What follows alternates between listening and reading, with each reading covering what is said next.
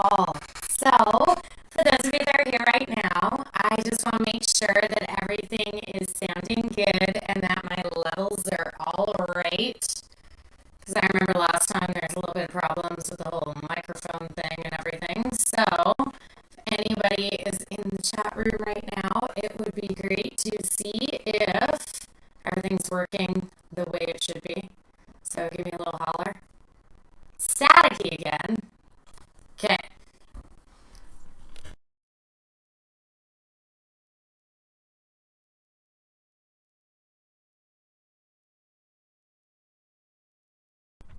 Okay, how's that? Let me know. I did. I unplugged the mic. I'm doing that right now. Yeah, I think it did work last time. Perfect. Okay, good. Awesome. I don't know why this microphone is like this. I don't know why it's one of these things where it's like sometimes it'll be good and then other times it takes like an unplug and then a plug in and then all of that stuff. So, anyways, hello everybody. I want to start off by just seeing how everybody's day or weekend has been going so far. Aw, thank you for the follow. That's awesome. So, how's everybody's day going? Let me know. Weekend, spring break for me right now, so I am super excited about having the next 2 weeks off.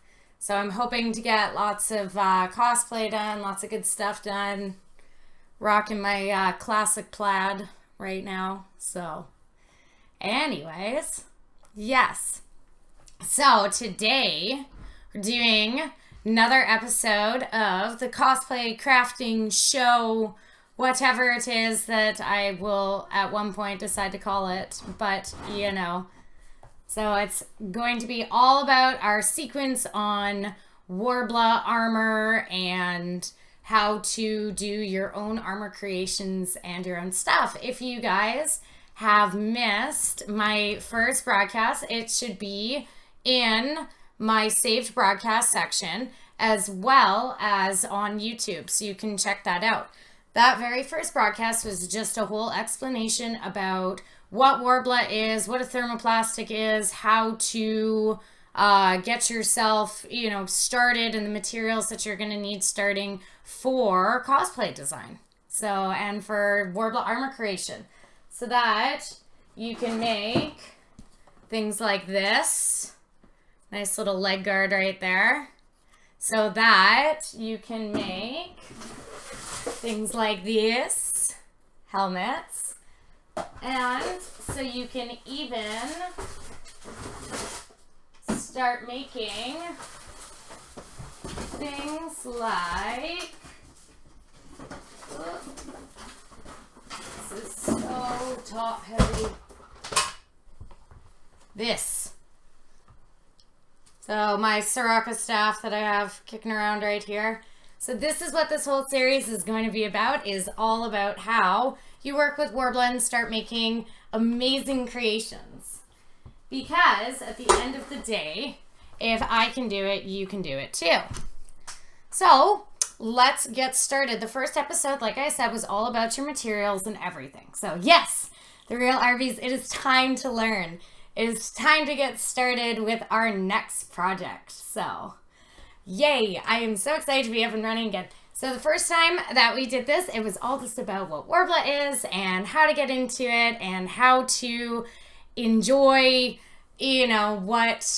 what these materials are and how to really understand what you're going to be working with, so you know exactly what's going to happen when you do put things like heat on and everything.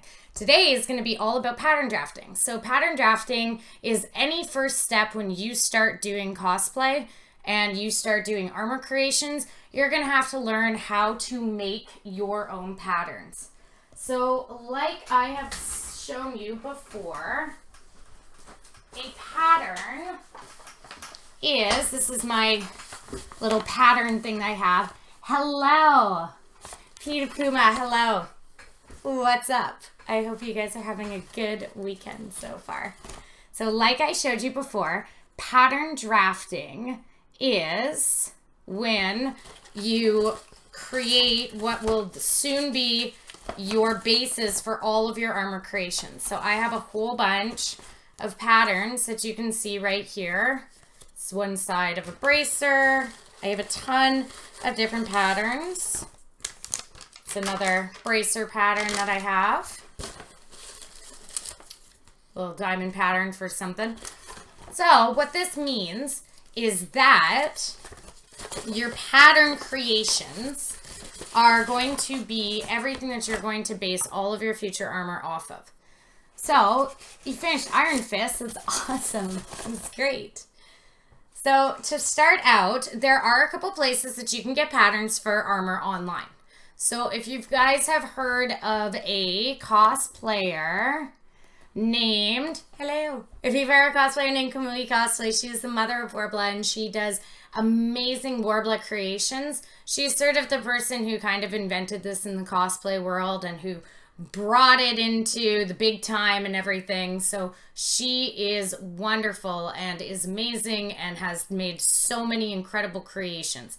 Now, Kamui has released online some books of, they're just e-downloadable books, and you can print them off at home, and they are, aw, thank you so much, Spanky Monkey, for the follow.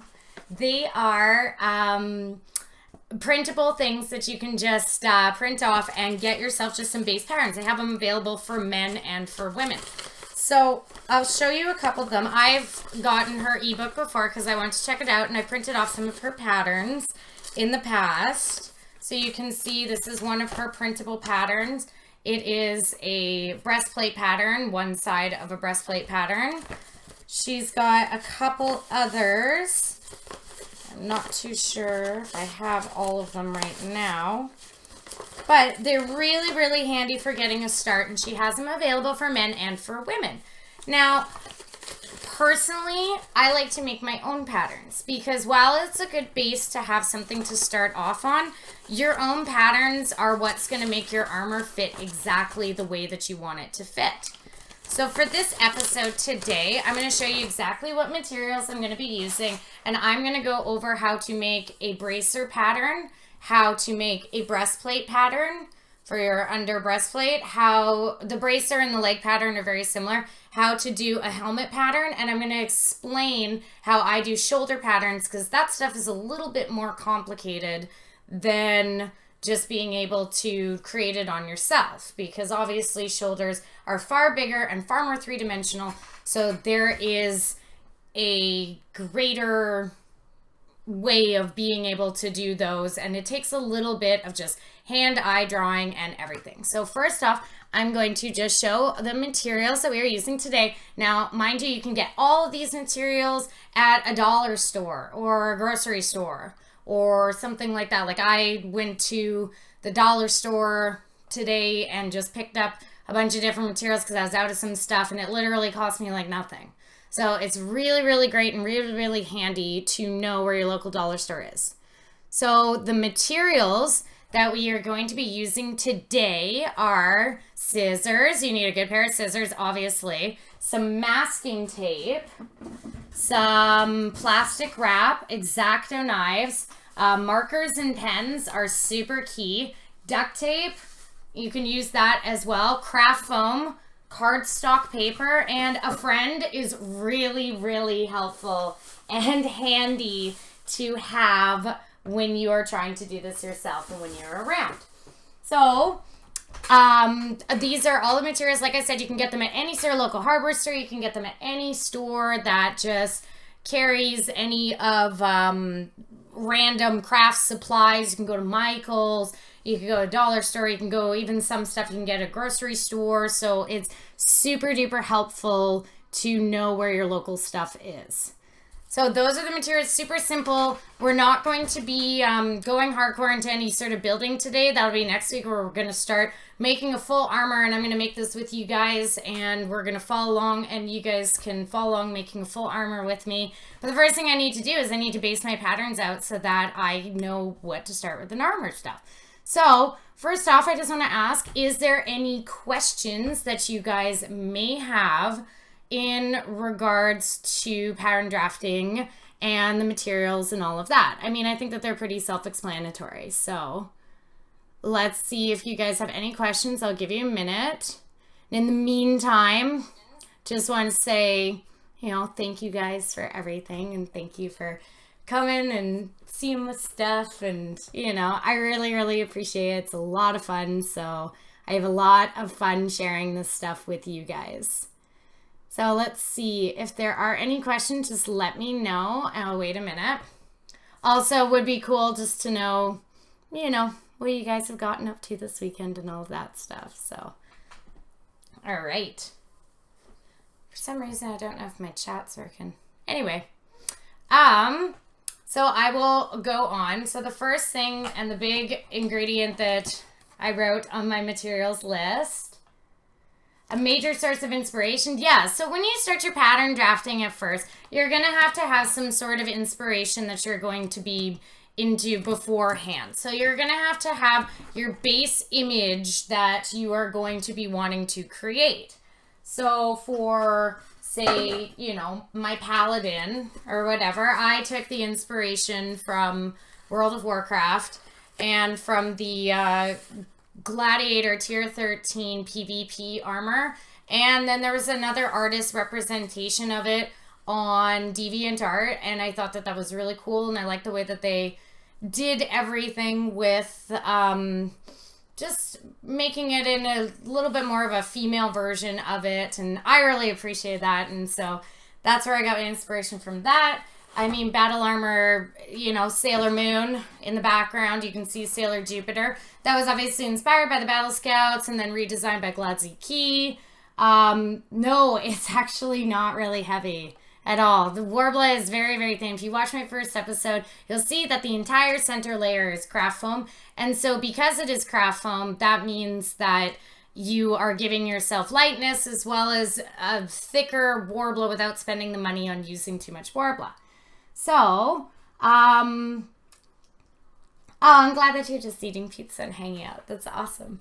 So, to get started within pattern drafting, you are going to have to get started with your base design. So you need to pick whatever base design you'd like to have. If you want to have, I don't know, if you want to do McCree from Overwatch, you can do that. If you want to just do a very, very standard thing such as Tyrande or whatever from World of Warcraft, you can do that as well. Or from Heroes of the Storm, she's got much more armor. So just pick whatever sort of base design, and that's where we're going to start.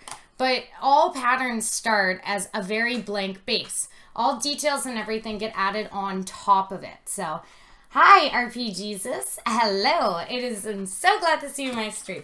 So, the first thing and the first material that is sort of the core of all of your pattern making is your plastic food wrap. This I got at the dollar store. You can see it was $2.99.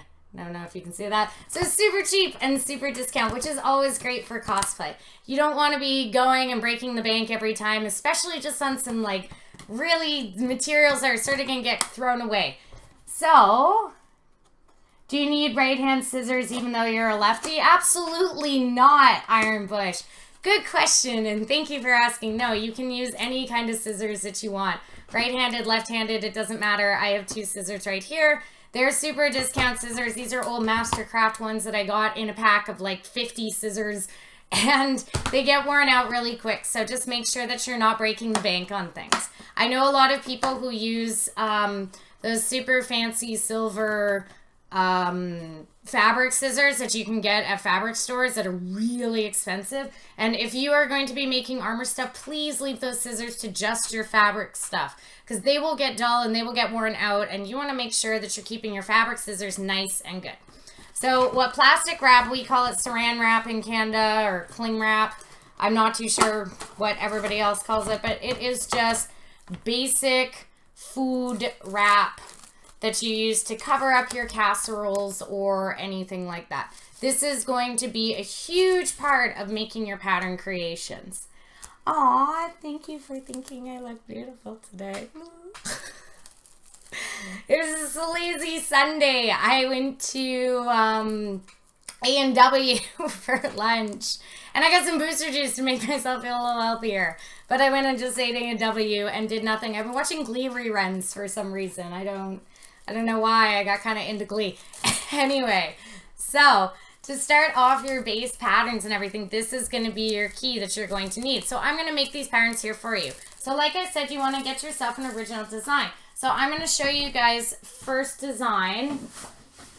So Robber Star pattern drafting is what you need to create these armors, to create all of this armor stuff. So see how, just an explanation with pattern drafting, see how, sorry, I got my little D-rings up in here so it's not slipping on. There you go. See how my bracer goes and it fits me and it goes on my arm, just like that. So that's what you need to make, because you got to start making patterns. The way that I made this was by doing exactly what I'm just going to show you to do right now, so that I know that my armor is going to fit as close and as perfectly and as awesomely as possible. That is why I want to make sure that the pattern that I make is going to be appropriate for myself. So all of this came from me just creating a pattern. As you can see, there is multiple, I don't know if you can sort of see that. There's multiple layers that are in here. There's many different pieces of Worbla, 3 pieces, I think. Those all came from doing pattern stuff. Oh, thank you for the follow. I appreciate that. So this all came from doing pattern drafting. So you plated Breath of the Wild and ran through half a bottle of bourbon for your Sunday. That is great. Who does not love bourbon? I've actually never had bourbon. I feel like if I ever went to go visit like Louisiana or the Deep South, I would drink some bourbon, but I have never had bourbon, but that is awesome. We played Breath of the Wild and went through half a bottle of bourbon. That's awesome. I love that. That's great. So let's start off doing our pattern drafting. So the very first thing I'm going to show you how to draft patterns. I explain this always in my panels, and I try to go, oh, you're going to have to saran wrap and do the duct tape and do this stuff and whatever. And it kind of is confusing without being able to see it for real. So this is something that you can go through and you can reference back to when you are doing your cosplay on your own. So we're going to start off with just patterning out a bracer. So like I said, my material list that I had, I'll flip it up one more time. Material list for everything that I am using here. I'm going to be starting out using, I like to use masking tape over using duct tape, but that's just a personal preference. Some people like duct tape. I personally just like masking tape. I feel like you can draw on it better. So let's go back to this. That looks nice. What is... W-O, what do you mean? I don't understand the slang, but I'm sorry, Robber Store, I don't understand. This was for a Battle Armor Snow White that I made a few years ago for Anime Revolution with a group of girls, and we did Battle Armor Disney Princesses, so it's super fun. So the first thing that we're going to start with, I've got all of my material lists right here. This very first stuff is super basic, and all you need really is your tapes. A ruler can be very, very helpful too, because you'll be drawing on yourself, and your saran wrap plastic. So let's get started. Hey! Hello, Nicole. I love you so much, and I'm so glad that you come in to say hello. So when you start doing pattern drafting, like I said, in my materials list, it is very, very helpful to have a friend. Friends can help you wrap stuff up. Friends can help you with this. I'm going to be doing this all on my own. So I'm going to try my best to show you. But the first step when doing pattern drafting... Oh, what is Worbla? Yes, it's a thermoplastic. You need to watch my... Oh, thanks for watching, Siberia. You need to watch my previous video and it'll show you all about what Worbla is. So if you can see, I'm trying to do this all on my own, but I am wrapping my arm up in saran wrap. Once you got a pretty decent coverage... like so. Oh, thank you so much for the follow. Once you get pretty decent coverage like so, see my arm is all completely wrapped up, all in nice plastic wrap and everything. Once you get yourself a pretty decent coverage, then you start with the tape. So this plastic wrap is really just used, the tape is what you're going to be doing your base pattern, but the plastic wrap is used just to protect your skin. Everybody's a human. They all have hair on their arms or sensitive skin or something like that. And things like tape can really be brutal on pulling your skin apart. And so you want to make sure you're protecting it with the plastic wrap. The second thing that I'm going to be doing is, oh, if I can find the end here, getting my tape off and wrapping my arm up in the masking tape. The reason why we make a pattern like this is because we are wanting it to fit our body exactly. So I'm going to just go through the process of wrapping my arm up just like this. This is why when you're doing this on your own, it's okay. And you can do it. I do a lot of these pattern draftings and stuff all on my own. But it's really helpful to have a friend because friends can, you know, help you get places that you necessarily can't. Today's stream, am going to try to do a helmet pattern and a breastplate one on my own. And we'll see how that ends up going. I'm going to have to tape my head up, which is going to be kind of crazy. So I'm just wrapping my arm up in the masking tape. This is going to be the start of every single armor creation that you're going to be doing, is doing the plastic wrap masking tape method.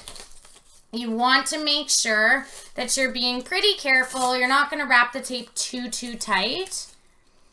How much does a single cosplay cost to make? It totally depends on the type of cosplay that you're making. If you're doing armor, it depends on how much armor is going to be involved. It depends on what kind of effects you're going to be putting in there. Are you going to be putting lighting effects? Are you going to be using, say, real leather versus faux leather? It totally varies in price. You can do an armor with foam or even with thermoplastics and stuff for relatively cheap. The most expensive material cost is going to be your thermoplastic itself, which is why you go to the dollar store to try to diminish all other costs. So I still see there's a couple little holes, and I'm going to make sure that I fill them in on the back.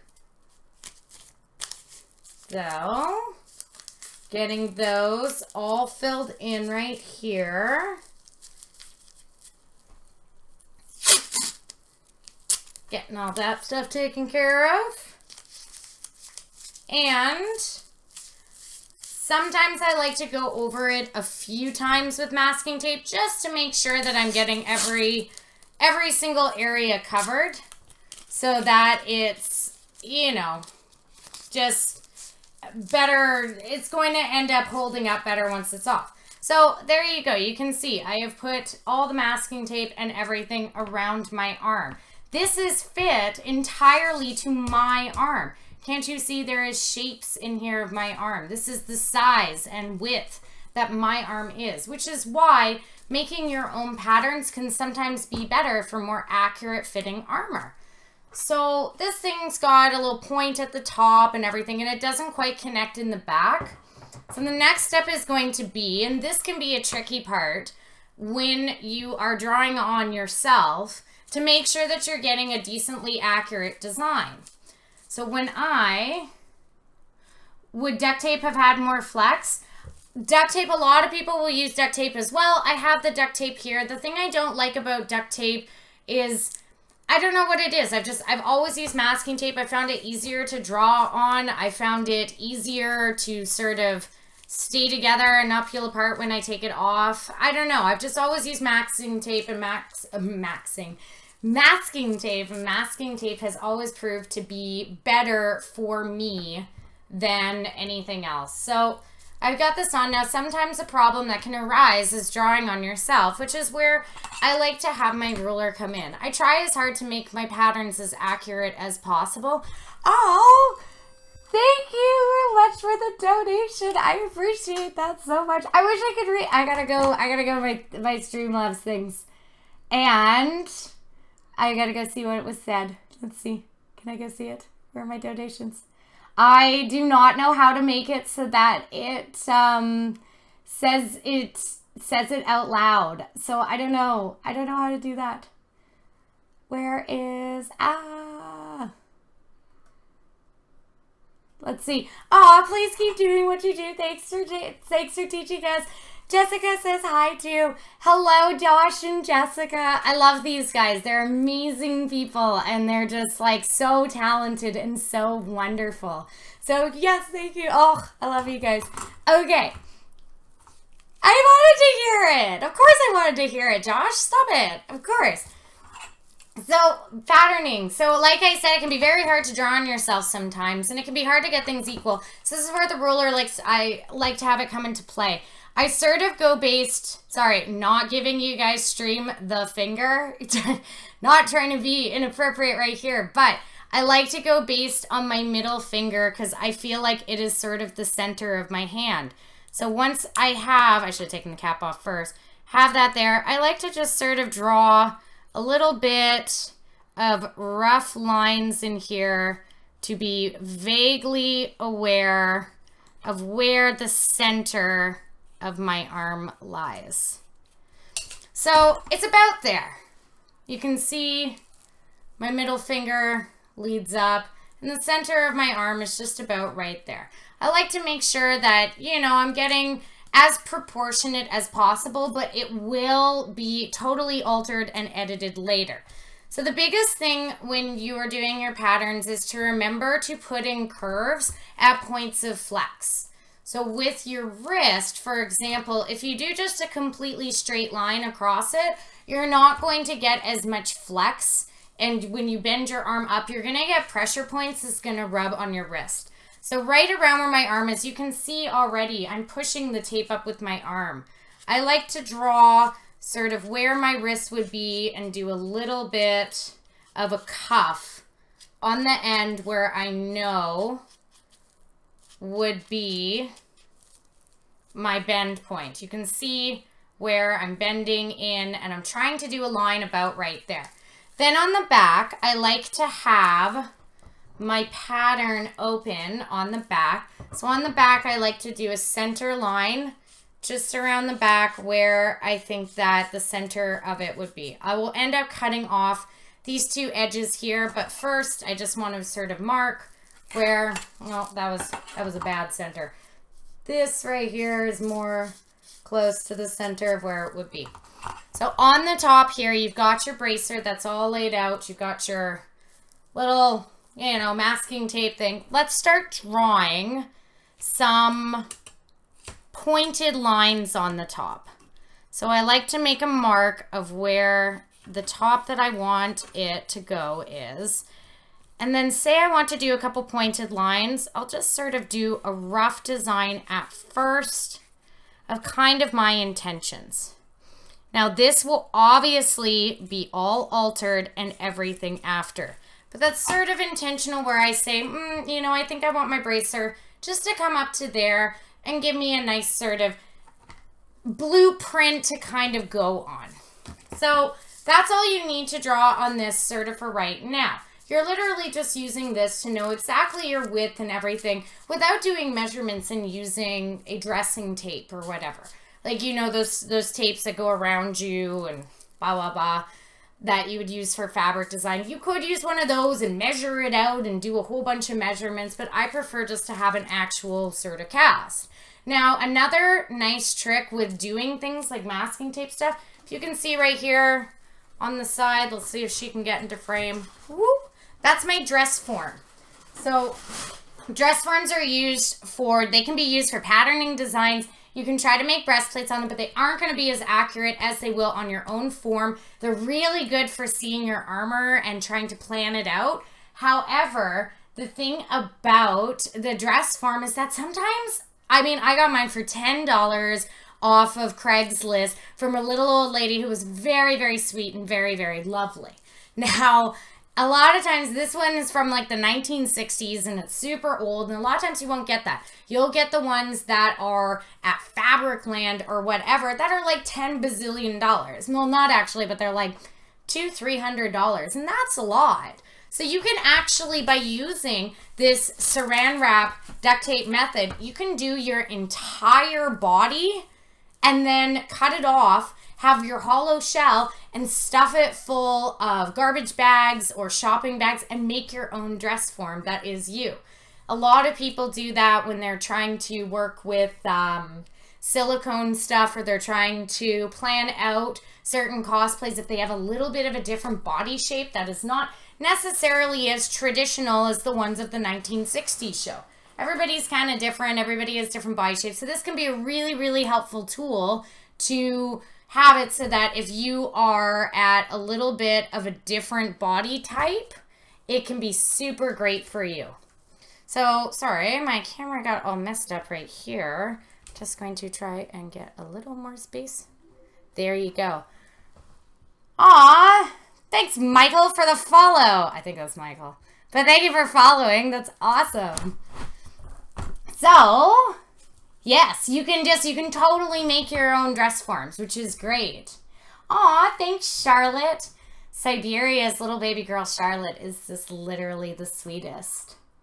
Yes, absolutely. It's a totally great way to save money. And especially, like I said, say you have a really weird body type. Say you have a body type that's just, you know, it's not a traditional dress form body type. And that's totally fine. And everybody's different. And everybody, oh, the shirt.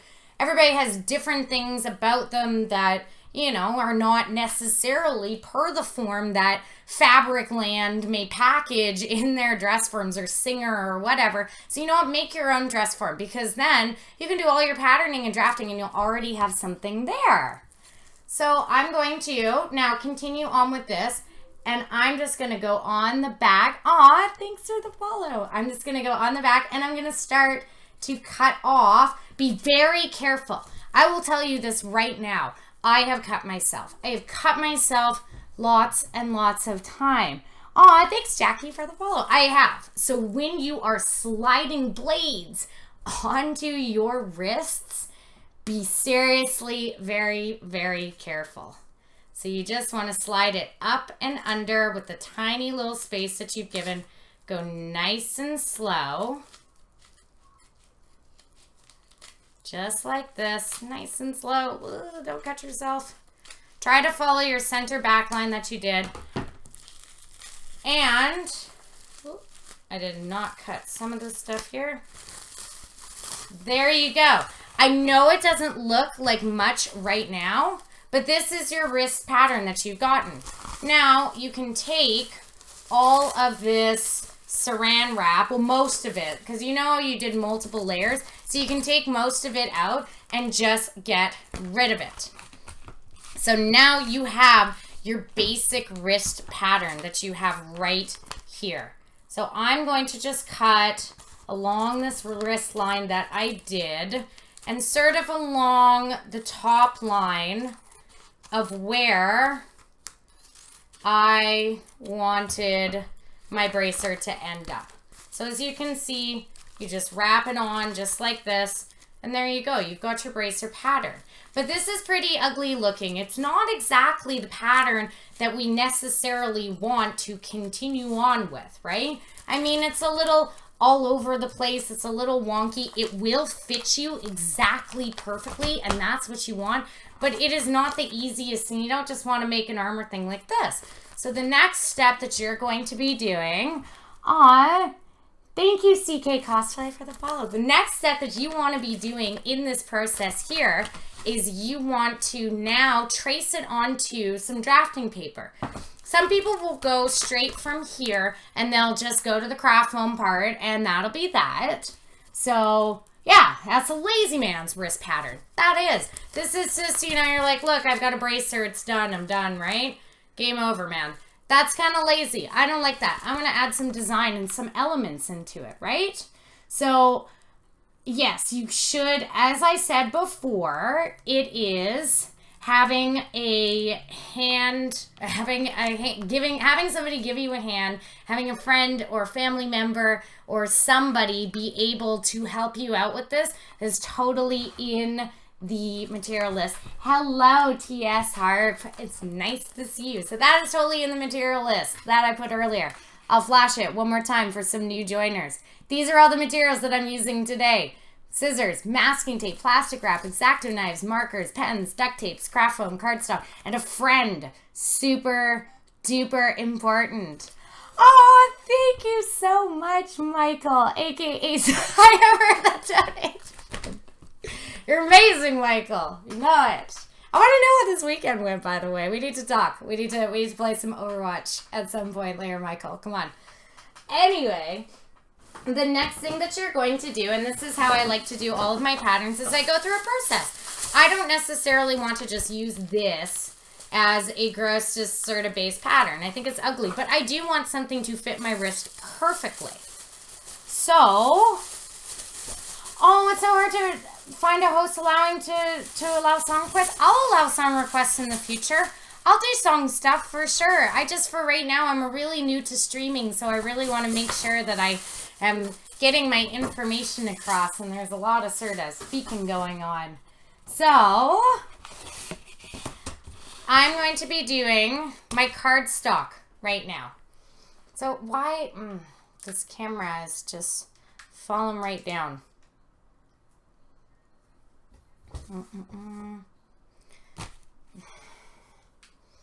I have a way heavier camera today, so it's just falling all over the place.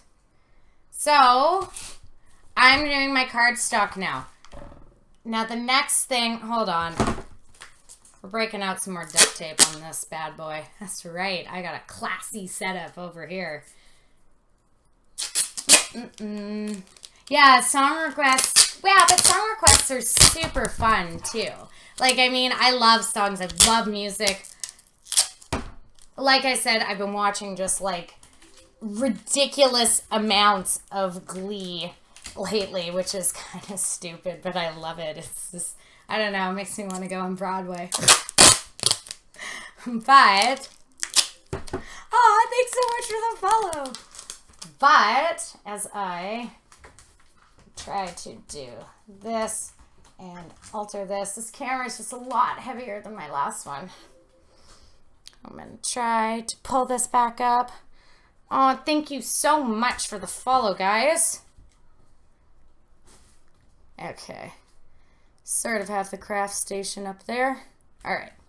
So like I said, you got this really, really ugly pattern. So the next thing that you're going to want to do is you're going to want to trace it out. This is what I always do in my pattern making. I try my best to flatten it out because I want this to be exactly my shape and what I want to shape me perfectly and what I really want for, oh, thank you so much for the follow, for my future armor design. And like I said, some people go straight to the craft foam, which is fine. If you want to go straight to the craft foam, that's totally fine. But I like to make it on cardstock so I can save my pattern for the future, because wrist patterns, then you only have to do this once and you can modify it again in the future. So I'm going to take my pen and I'm going to trace out exactly what I cut. So I'm doing my tracing onto here. I'm trying as hard to get the masking tape as flat and as good as possible.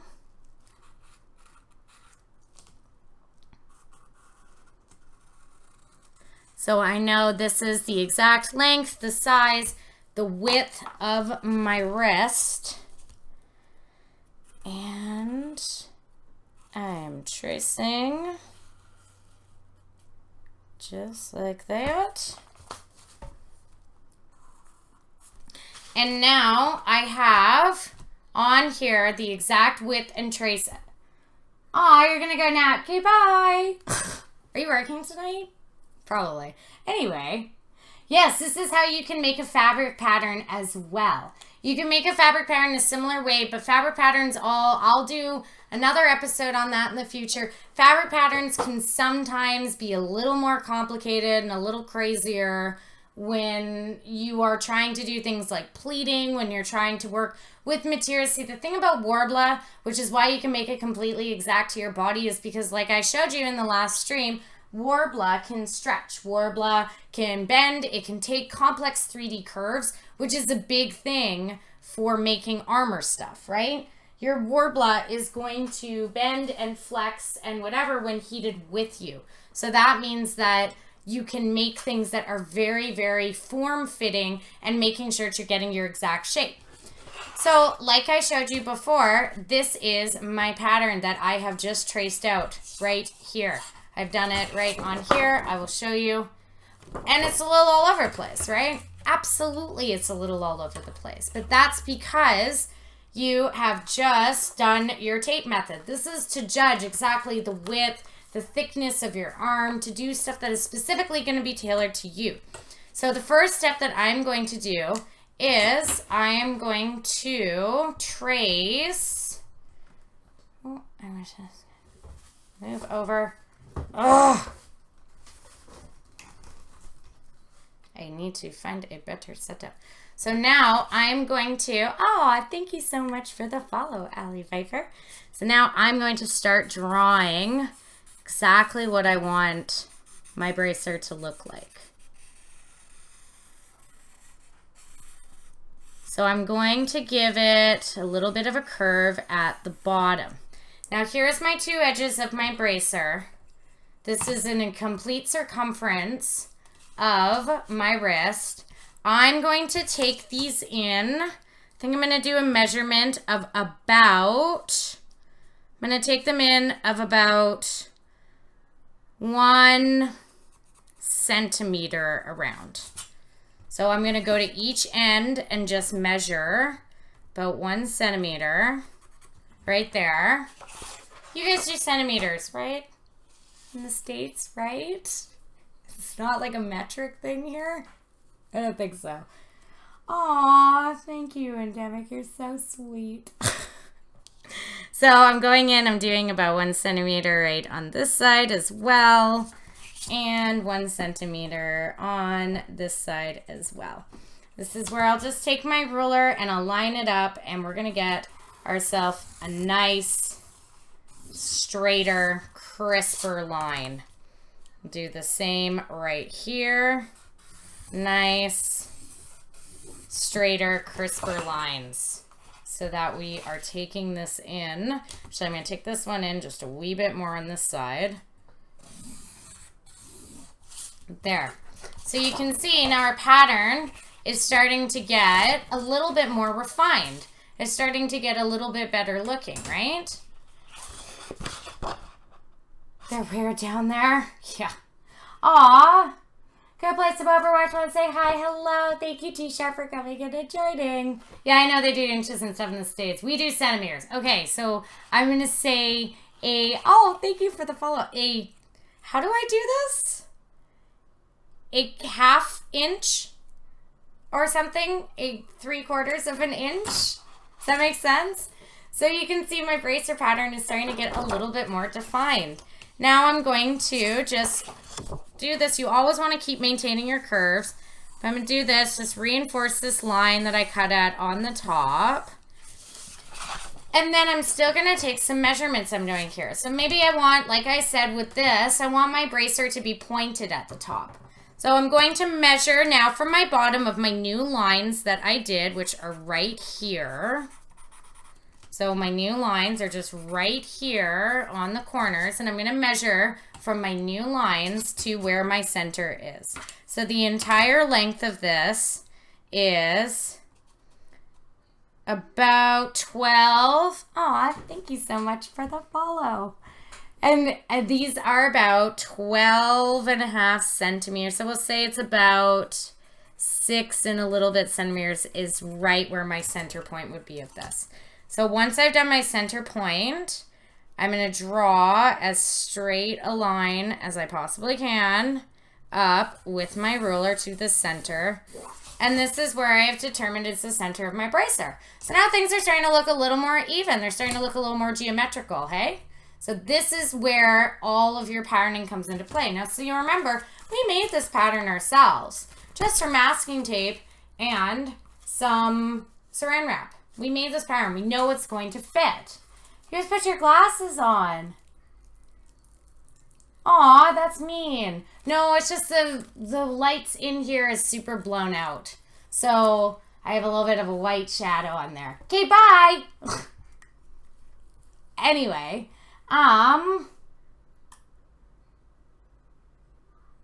where was I? Sorry.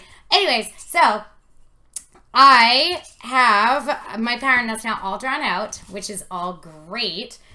And now I'm going to start putting in designs here. Like I said, maybe I wanted there to be a little bit of a point in there. So let's take down, I'm going to first measure. Let's measure about an inch down from the edge here and an inch down from the other edge right here. And then I'm going to just take these measurements and take them right to my center point that I've just made. So I got one, and I have the second point that I've done up there. And so now I've given myself a little bit more of a pointed edge. If you want the point to go even far, oh, you talked to me. Hi, Stella. You talked to me at Vancouver Fan Expo.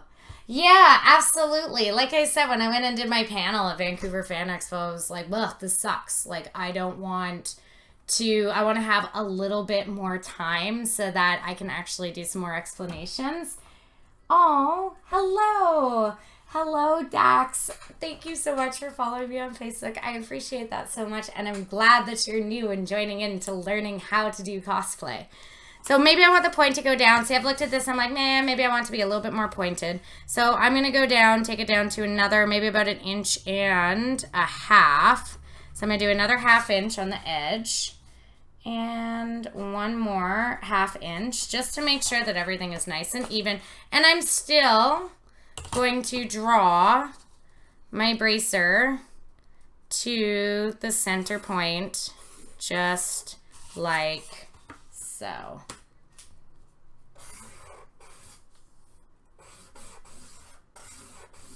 There we are.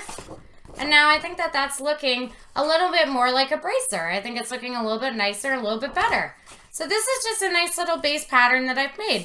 I'm pretty satisfied. It's super basic, but I can always add other patterns on top of it. I can chop this up and create into more, but I think this is a great starting pattern that I can always keep in my arsenal for me to use in future armor builds. So then the next step that we're gonna do is we're gonna cut it out. So as I am going here, just going to cut out along the lines that I wanted, like so.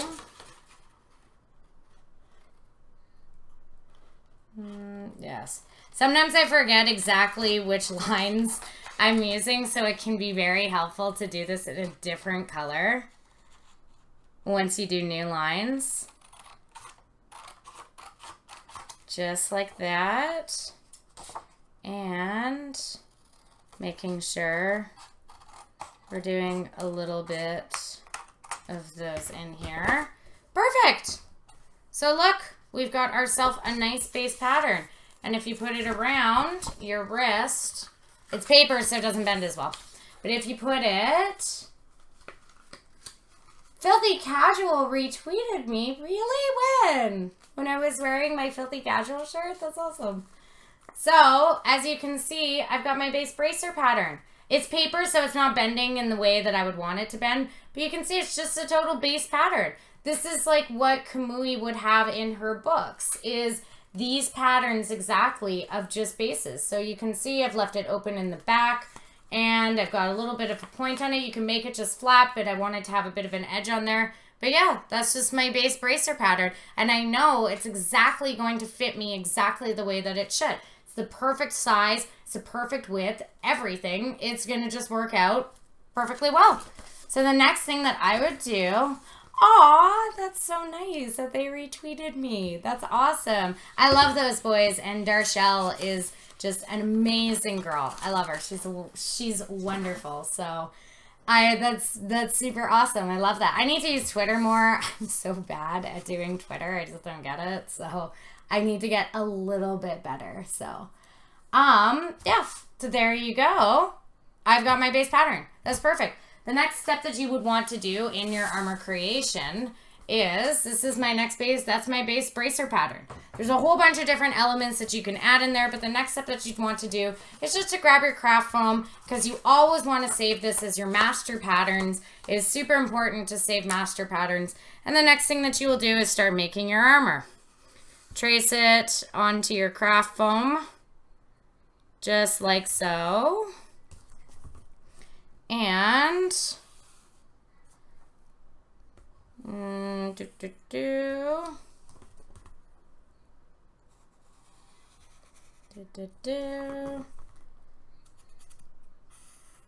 and there we go. We got our pattern. We have our bracer. That's what we're gonna start making. And this, now that you got it saved, you can even just write on there if you want. You can say bracer.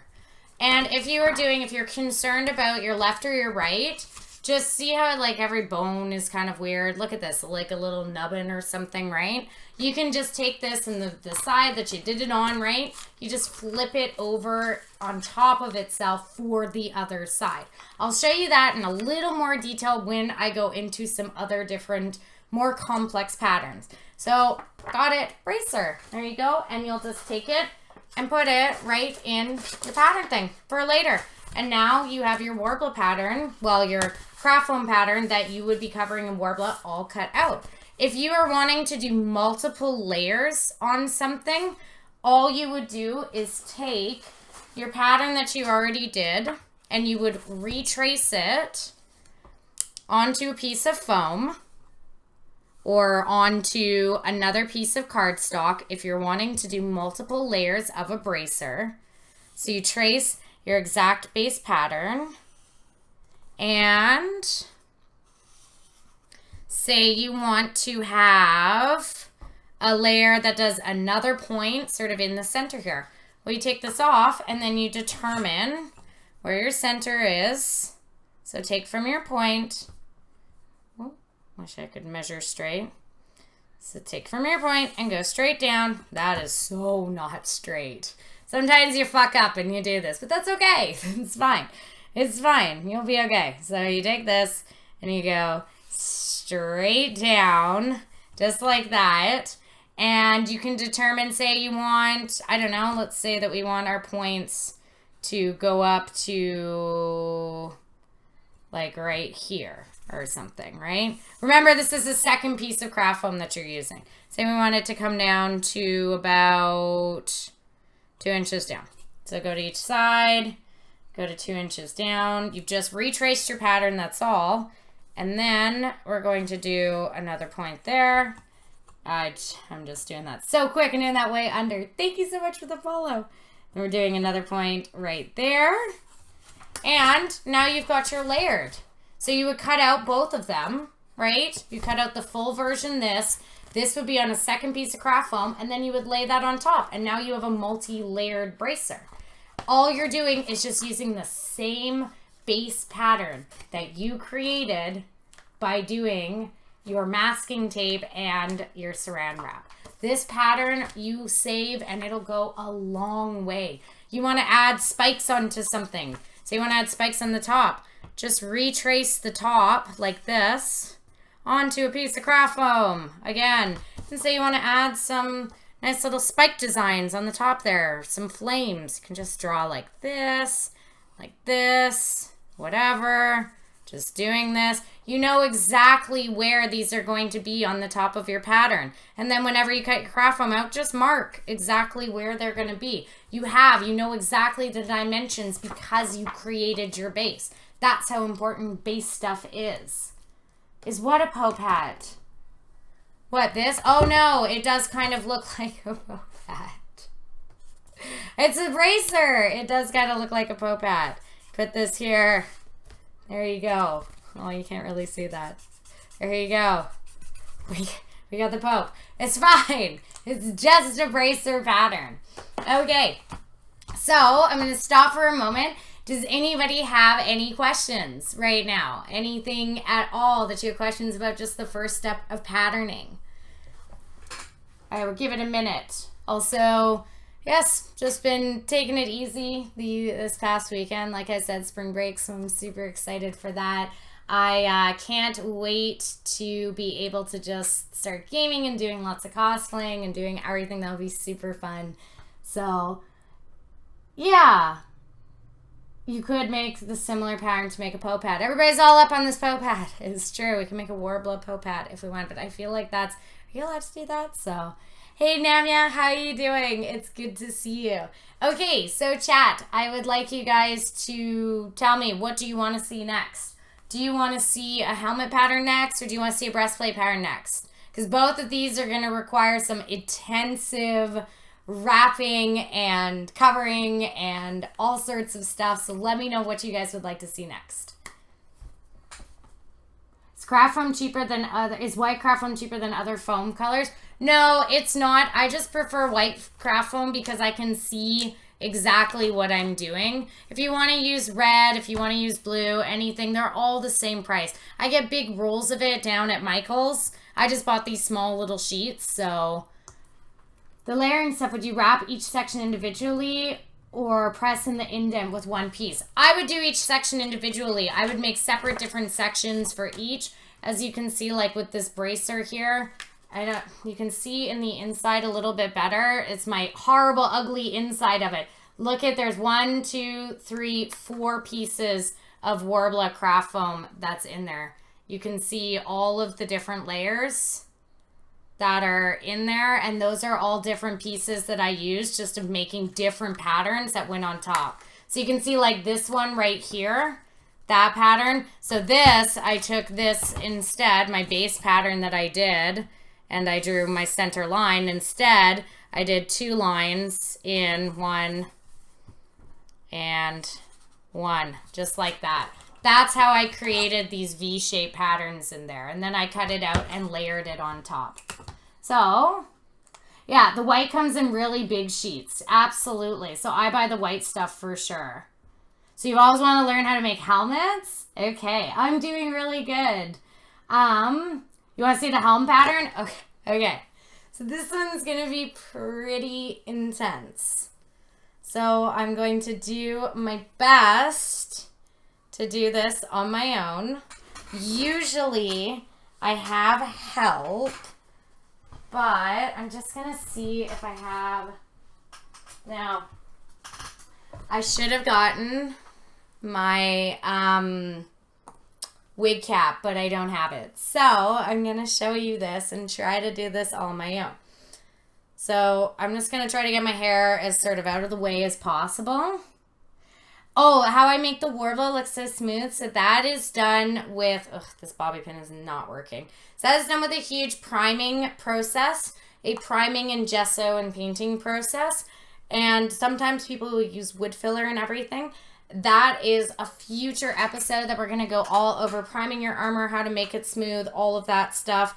Next episode, we're going to start building things. So I think we might start with a breastplate, or maybe we'll start with a helm. I'm not too sure. But upvote helm. I see it's helm. Okay. This is not working on my hair. I'll put that up in 1 second. So the first thing I want to talk about doing a helm is you can get one of these. This is a just styrofoam wig cap head thing, wig head, that you can get at Michael's for like $10, $15, which is crazy expensive at Halloween time. Value Village has these for $2 in their bins. So I go in and I take like a bunch. I go in and buy, 10 heads at a time because I'll use them for wigs and I'll use them for future stuff. So this can be used to do a helmet. But the problem with using this stuff, do I have a schedule for when it'll be streamed? Yes. So I am doing this on Sundays at 6 is sort of my streaming time for my cosplay stuff. If those times don't work for you guys, please let me know and suggest other times for crafting streams because I want to make sure that I am suiting the best times for you guys. Yes, it's a Razor Death Adder right there. So as my little mouse is in frame right there. So because I have a different camera on my setup here and it is incredibly heavy and is pulling down and slanting. So I will have to fix that and I apologize for that this time, but I can't do it now. Hey there. Hi there, US Gillian.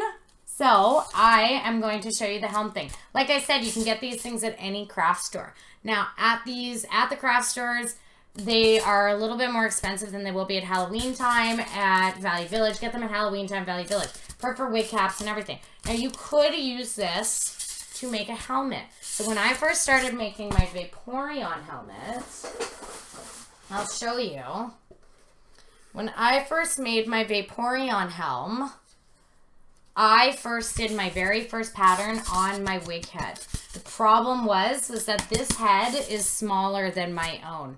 When dealing with your head, it is very hard and complicated to try to do it on something that is not yourself. So any sort of other pattern can be modified, it can be altered. However, yeah, my day was very, very good. Oh, yes, and if you do buy from Michael's, always check because there is an online 50% discount that you can get. So, who's my favorite character on Riverdale? Okay, so, I did not like how they had Betty and Jughead getting together. That really bothered me. I also don't like how there's a lot of characters that they've added that haven't been in the comics, and how they've changed a lot of personality of the characters. Veronica Lodge has always been my absolute favorite Archie character, and she's probably my favorite character on the show. I hated that they made Miss Grundy really young, and that they made her have sex with Archie, and I hated that. That was awful. I also like Cheryl. I like Cheryl Blossom, but the whole Jason thing is super weird. So yes, in total, that answer to that question, Nicole, would be Veronica Lodge. So, yes, I have my helmet pattern that I have right here. And like I said, I tried to do it at first on this, but if you will take a look, I'll put it on. You can see how much bigger my actual head is from this. So even though this was good for just checking stuff out, aw, thank you for the follow. Even though this is good for just checking out and seeing how everything looks on it, it really was not great for doing my actual head pattern. What these are really good for is for doing stuff like masks. So this is my witch doctor mask. Most of my feathers have kind of come off throughout the course of having this. But this was my witch doctor mask that I did for my witch doctor cosplay at BlizzCon. So I used this as a base pattern to sort of get the idea. I taped up the entire top of this, and then I just drew all over it the exact pattern of the witch doctor mask. Hi. Hello. So what I can recommend for a person with a bigger and more square-shaped head is that you are going to be just using your own. That's the only best way to do this. So like you can see, this was really good for just doing base mask patterns. You can tape it up and you can draw it on there. You will have to adjust it. This whole mask was shaped to my own head. It was shaped to my face.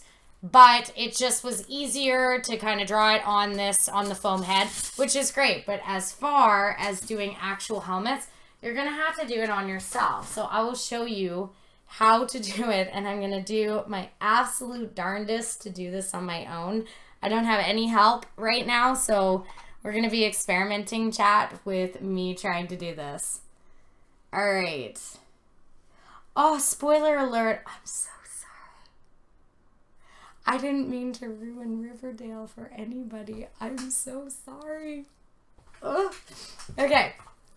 So, here, hey chat, listen, if I end up covering my face and start suffocating, please call the cops.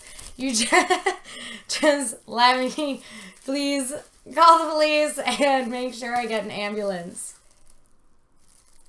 Can you make a helmet that Nicole can wear all the time so she doesn't be read into things? Oh, it's Seth! I love Seth. I went to high school with these people.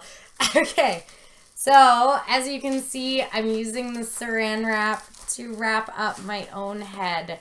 It is really helpful if you have wet hair. Like if you have really long hair, it's helpful to have wet hair. So I'm doing my best getting the saran wrap all up in here. Just Just trying to cover up my hair as much as possible. I know, this is kind of wild. This is kind of crazy stream. So, how long does it take to complete a mask like that? That mask was actually made in about 3 days. And that's like from painting to priming. That's from like start of patterning to painting, priming, whatever. I did that mask like really fast. Okay.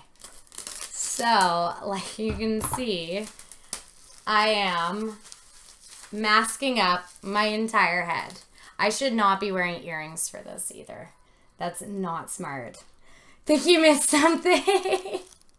I'm making a helmet pattern. That's what we're doing. We're doing a helmet pattern right now. Okay.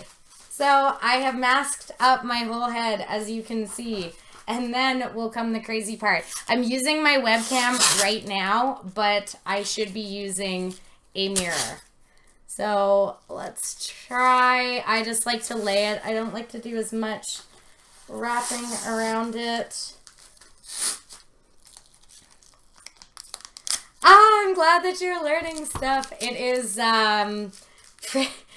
it's pretty wild to be doing this on stream. I have never done this without doing a mirror. I have never done this just like this. Try to make it as loose as you can. I've missed a little bit of my hair in the back, so I'm not going to focus too much on the back, just so you guys can get an idea. But it's hard without a mirror to know if I've missed anything. But I'm going to try my best to get all the areas done. Yeah! We're making helmets. That's awesome. Okay.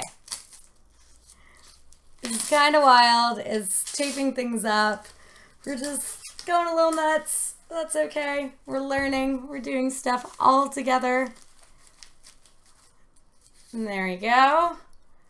Gonna try taping up this next part. Wow. So get masking tape that doesn't totally break. Oh, thank you for the follow, as I've got my head completely wrapped up in this stuff. Okay. Oh, all right. The other thing too is that like the image on my screen is reversed, so I'm having a little bit of issues. I'm glad that I'm interesting you. Okay, here we go. We're trying to get the whole helmet all done up. Do it. Make sure that you're not doing this too tight. Oh, the other thing too, I should have noted this before I did this, is that if you are planning on wearing a wig with this helmet, if you're planning on wearing a wig with this cosplay, you have to make your pattern with the wig on. That's how I did Vaporeon, because the wig is going to add a little bit of girth underneath your pattern, and you have to make sure that you're not going to make it too tight, or else your whole thing is just not going to work. Yeah. I know, it's crazy. Everything's just looking so wild right now. No, we don't. It just slides off. You can see it's already starting to slide a bit. It just slides right off because you're not doing it too tight. My hair is like up a bit right here in the back, which is not the way that it should be. But it's because I wasn't wearing a wig cap and my hair wasn't wet. So it's kind of an impromptu thing.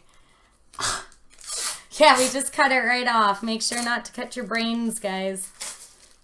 Okay. And I'm still trying. I'm trying to do this as fast as possible. You would obviously have a mirror, and you would take more time to do this. As you can see, trying my best to just do this quick.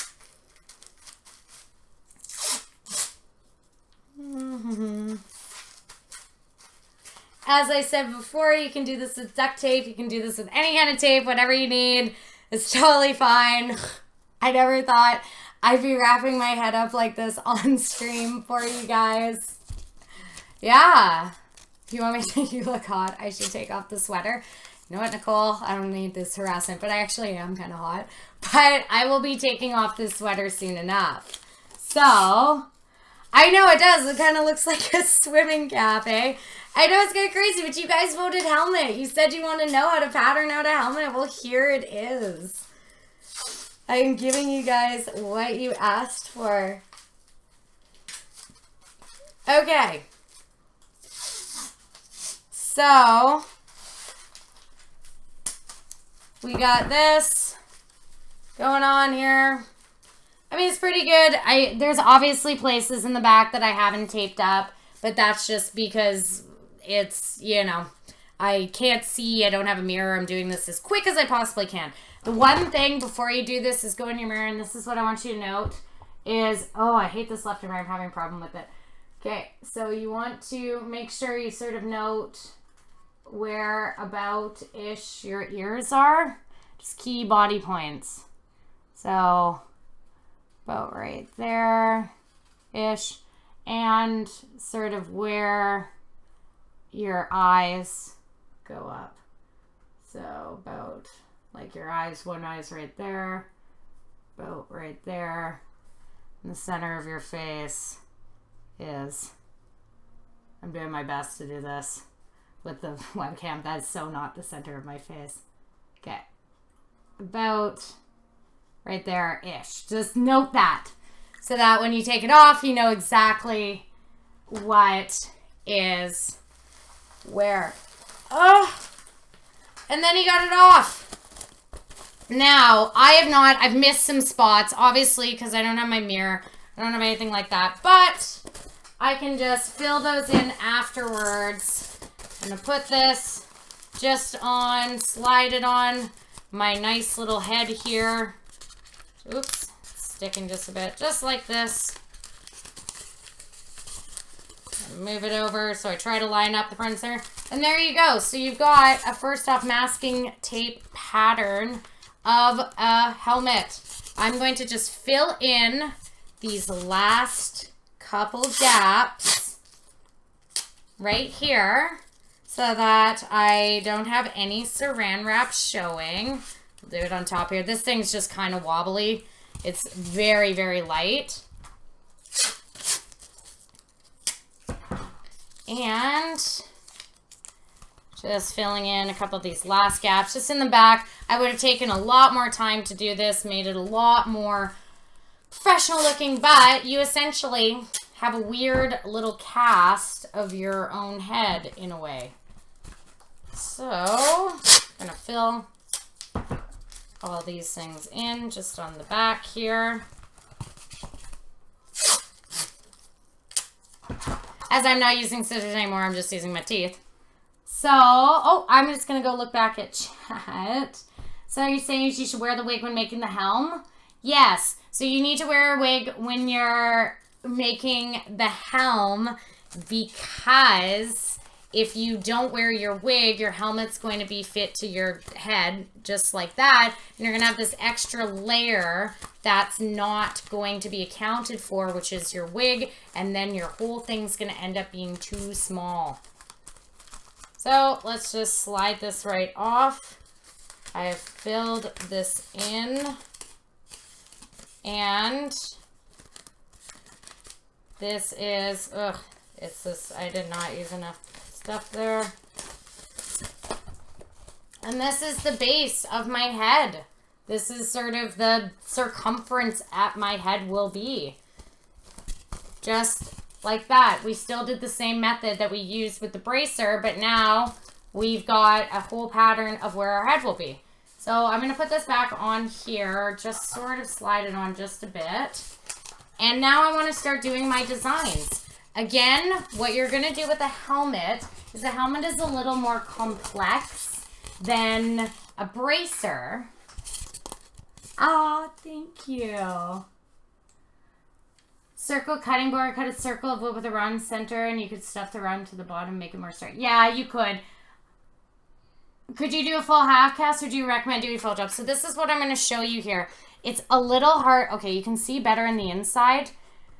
So the inside of my Vaporeon helmet, do you see how these are all divided into parts? That's what you're going to have to do when you assemble your helmet out of Worbla. Once you have the Worbla on it, you're going to have to, you're not going to be able to just Worbla this entire thing in an entire circumference like that, right? You're going to have to separate it into certain parts, and that's the next thing that I'm going to show you. So with the helmet pattern, you have it going right here. We'll try to fit it back on. It's because I didn't use enough saran wrap. But we got it back on here. And you mark down where your center nose would be. That line becomes very, very important.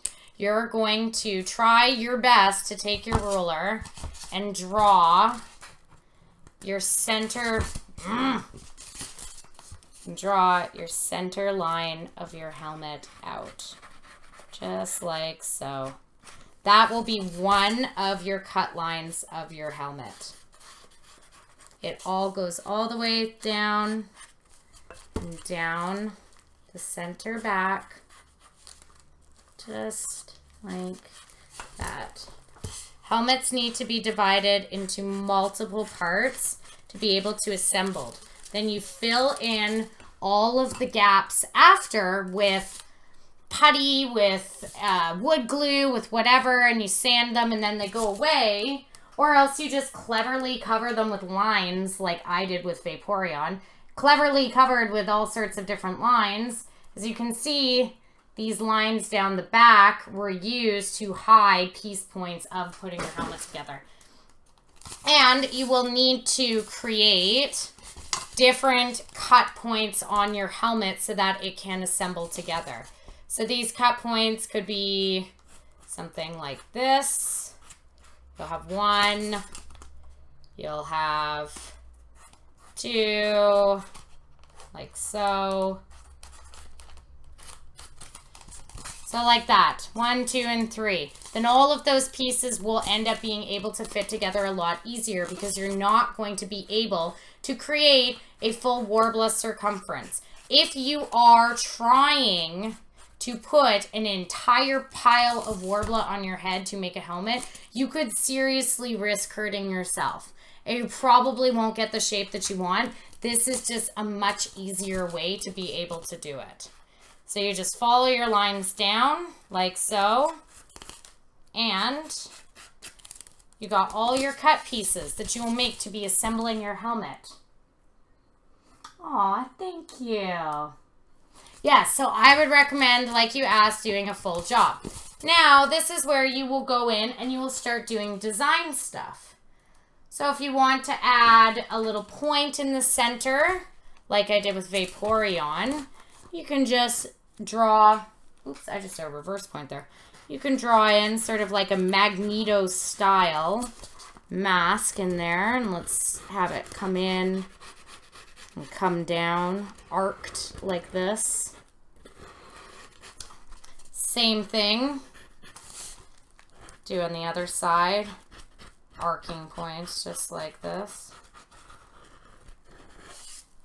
So you can see we sort of have a Magneto-esque kind of thing. I would normally take a lot more time if I was designing this myself, just for my actual cosplay, but just to show you, I'm just freehanding.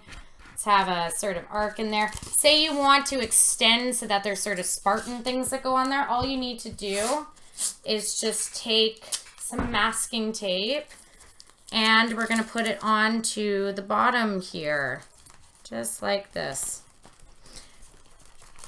If you want to use both sides, you can. You can also just use one side of your pattern if you want and replicate it over for the other side. I like to think that my head is essentially the same size on both sides. I mean, hopefully it's sort of the same size and or at least pretty close, so you can definitely replicate the pattern over. So there you go. You've just extended some stuff. So let's bring it down like I did with Vaporeon to a bit of a point at the end here. Have it hook up, sort of like that. There you go. As long as you found your center point, you can just use the one side. So you can see now I'm sort of arching my helmet like this. I think it looks all right, you know, not bad. So we're going to go with this side.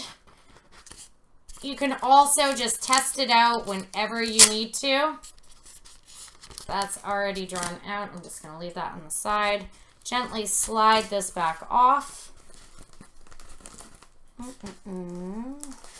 Like so. Get your pattern back off there, which is made on your own head. And let's start doing some cutting. And I'm going to cut out these nice little arced pieces right here. So you can see Obviously, the pieces can get so much more refined when you do it later. Once you have your pattern out, you can redraw it as much as you want, just like that. But let's start cutting our arcing. Make it look sort of Magneto-y or Vaporeon-y or whatever you want to call it. And I'm arcing it out, following along the design pattern here that I traced. So you can see, put it on, there you go. So I gave myself a nice little sort of arcing thing right there, like Magneto would have, you know, that kind of thing. I made some more that I extended onto it. So let's cut this out right here. See the piece that I extended to give it a little bit of a point? Just like so. And that went right here. So you can see, got that back on. And then I tried to do a little bit of an extension right in there. Or whatever you would like to do. Like I said, if you're going to be having a wig on, you got to put a wig on underneath. But you essentially are starting to just sort of make your patterns based on what kind of style helmet you want. Once you're done sort of figuring out the basic shape, like I said, you only need to use one side and you can just replicate it over for the other side. So the very first cut that you're going to make on your pattern is just straight down the middle. I'm going to cut this in half. Like that.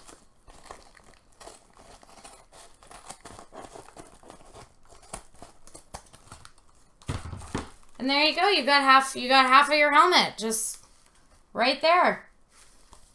Once you are done just cutting this out, you got to cut along the lines that you made. And these are all the pieces that you will have joined together. One.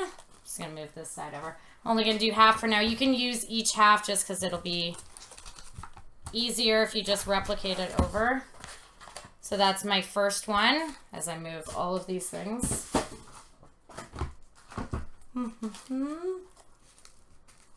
There you go. First,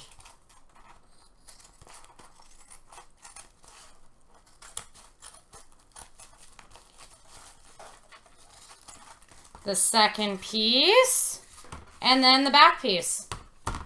And that's it. You've made your patterns for your helmet. All you would need to do is just put them together again.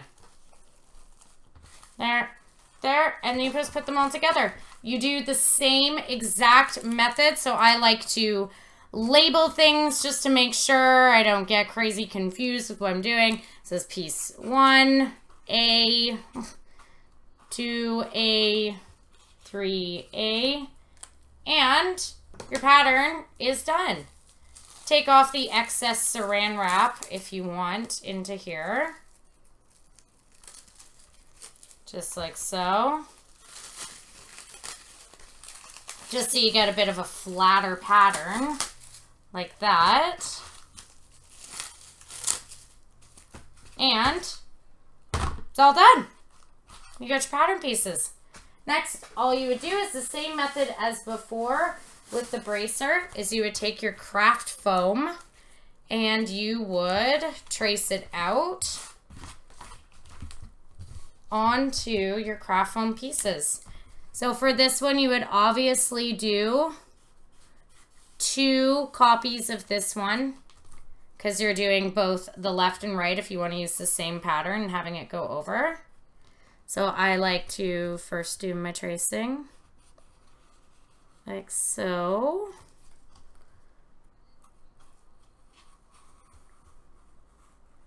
There you go. That is 1A.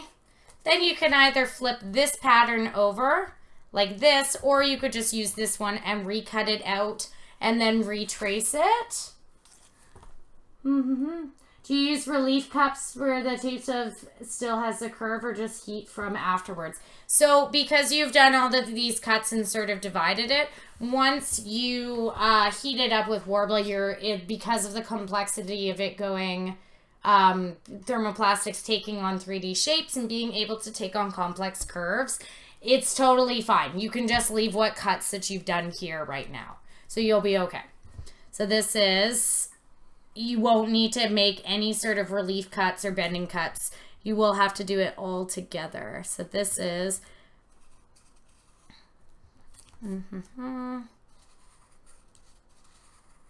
This is the second one.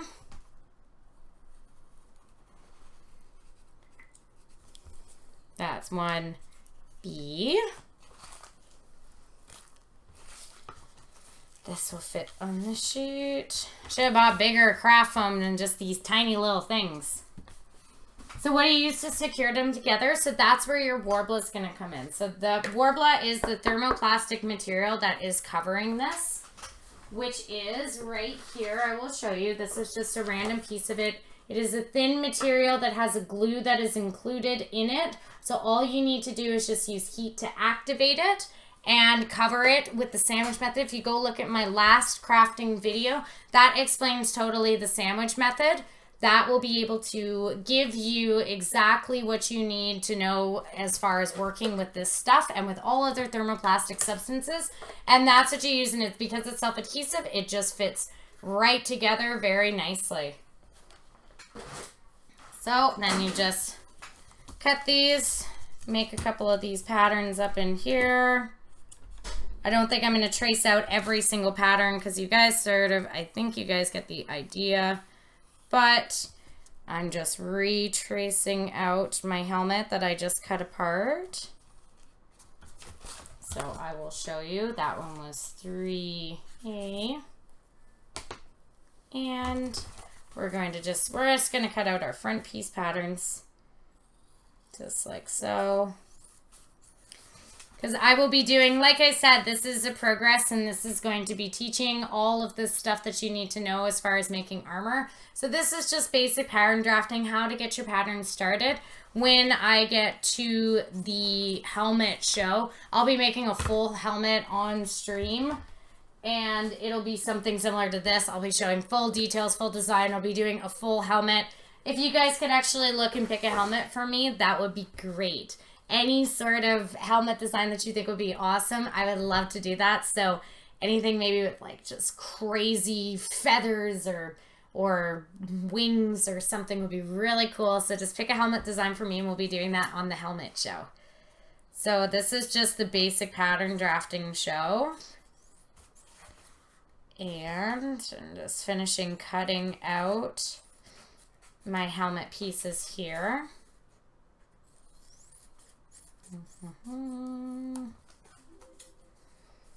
Aw, thank you so much for the follow. Yes, so I'm going to be doing all this craziness. All this crazy fun episodes in the future.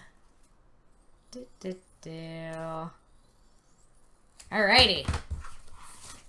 So these are our two pieces, and as you remember, I'll actually just tape these guys together right now so you can see.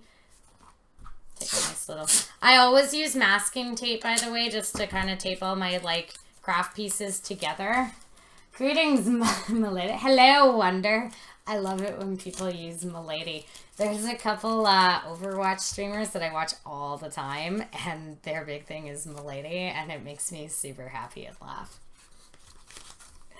Yeah, so go back and watch that and check that out, because that will show you... So I always will just tape my stuff together first, just so I can kind of get an idea of, oops, the way that it's going to look in the future. So, just putting this on. Remember, it'll take on the curve once the Worbla has heated it. See, it's starting to bend already, just being taped onto the tape. Once it gets on the Worbla, it'll be even better. But you can kind of see that was our very first pattern piece. That was that right there. Do you kind of see that? See the headband up in there? So if I were to continue with all of my pattern pieces, they would all just fit onto here and start building the shape of my helmet. So you can see it's already curving because we're just matching our 1A and our 1B together. It's already starting to curve, and you can see that once you would put it all together and secure it, you're starting to just build your helmet up. I mean, right there, that already looks like a headband for Enchantress or something. You know, we've already created a pattern, a great pattern for something else. Wonder Woman, something like that. That's being started. That's what you do with heads, is that you just will sometimes have to use your own. So, thank you for the hat tip. I tip my helmet to you there, good sir. So, as you can see, if you can kind of see that this is starting, I'm just going to trim this. You know what, forget it. We're just going to make all of them. I'm going to put all of them together. I'm going to show you my best. They're going to be pretty rushed, but that's okay. So we're going to go back. We're going to use this that we had done our bracer on before, just so that you can see this. So this is our first one, our 3. Oops, I already had the cap off of that. Right, that one. Yeah, so I'll reverse this pattern. Make sure that, I mean, if you want, you can save all of these plastic bits, but especially with a helmet, a base pattern for a helmet, please try and make sure that you're saving your patterns, that you're putting them down on cardstock paper and that you are saving them. Yeah, see, it does kind of look like Enchantress. Yeah, my lady, it's like my favorite. I love it so much. So while I'm doing my tracing out patterns, why don't you guys tell me something interesting? What is everybody cosplayer here? What's everybody working on? If you're not a cosplayer, do you ever want to learn how to do cosplay? Are you into, like, you know, getting stuff made and whatever? Oh, thank you for the follow. Are you into trying to work on it? If you are a cosplayer, what's the next con that you're going to? I'm gonna move that over there.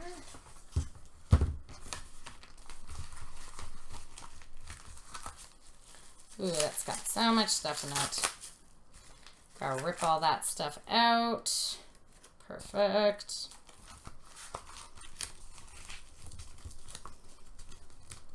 So these can sometimes, when things are curved and you're trying to do patterns on it, it can sometimes be a little tricky to lay it flat to trace, but just try to do your best.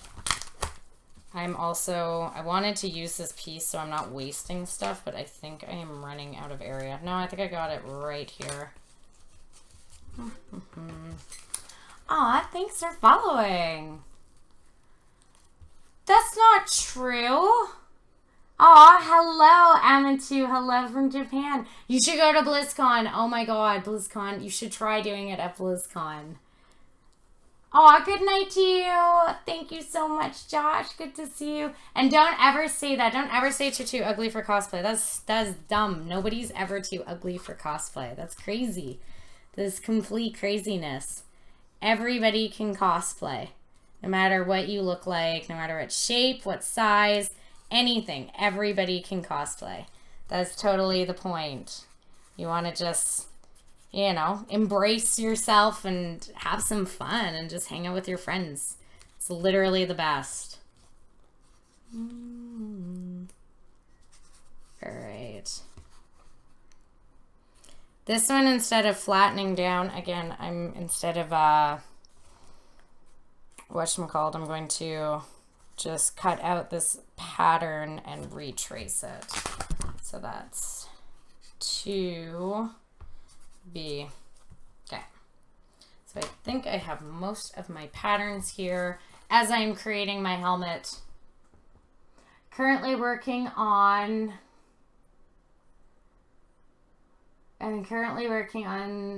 my 3D printer and hopes to be able to cosplay in their area with it. Oh, I'm wanting to get a cosplay 3D printed soon. I really, really do. Hi, Kodiak. What's up? How you doing? Thank you for joining. All right. So cutting this out.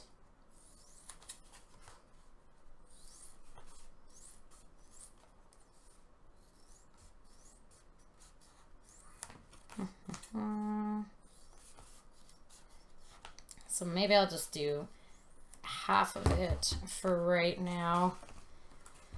Maybe. All right.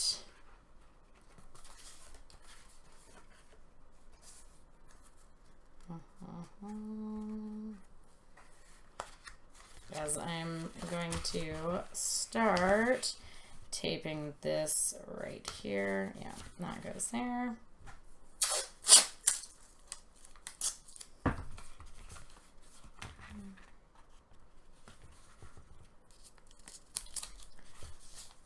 Sorry for the quiet for a second, guys. I'm just trying to concentrate on taping out my patterns.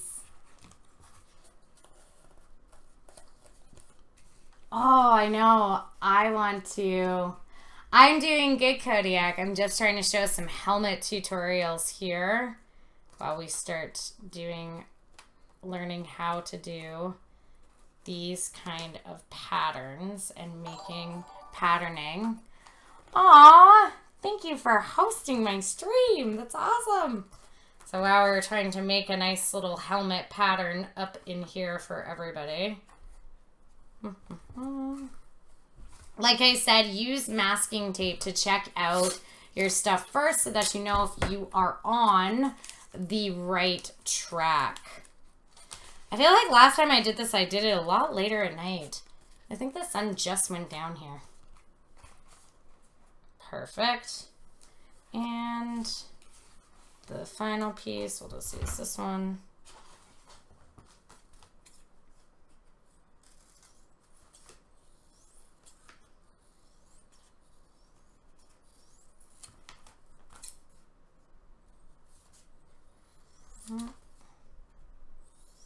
Oh, it's such a mess. That is the big thing with cosplay, though. It is always a complete mess all the time when you work on cosplay. This last one. Go. So go like that. Always got to label your patterns. Oh, like this. Perfect. Okay.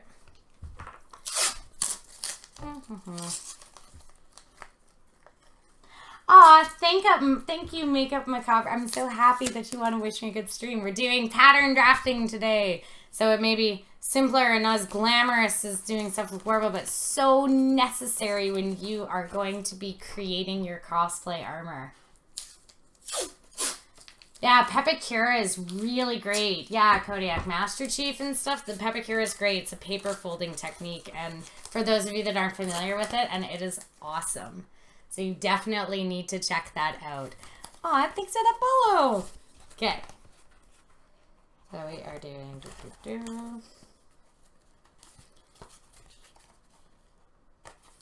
Hold on. I got confused for a second which part went to where. Always label your parts. I did it after I started constructing, so that was foolish of me. That was foolhardy of me to do that. Okay. So we're not going to completely do the whole thing, but as you can see, I've started making, whoa, there, half a helmet, if you can kind of see that. It's kind of tough to visualize right now, but if you can see that this is a helmet in the making. There's a lot of other lines and stuff on it because of my drawing my bracer on it before. I'm going to try and move my hair out of the way. You can see I got half a helmet that's starting. Obviously, you can add different designs, different ways of things going. Like if you want stuff to come down, you want it to be more Spartanish or whatever. But you can see that it goes exactly at half of my head. Let's take the little dude here. Remember, I added the other piece on the front just so you can see the front. But you can kind of see there's half of a helmet that's been put on the head, plus this other front piece. But yes, so this is your half pattern that is shaped and fit to your own head. Things are sticking out a bit right now as far as the craft foam is considered, but that's, do you see?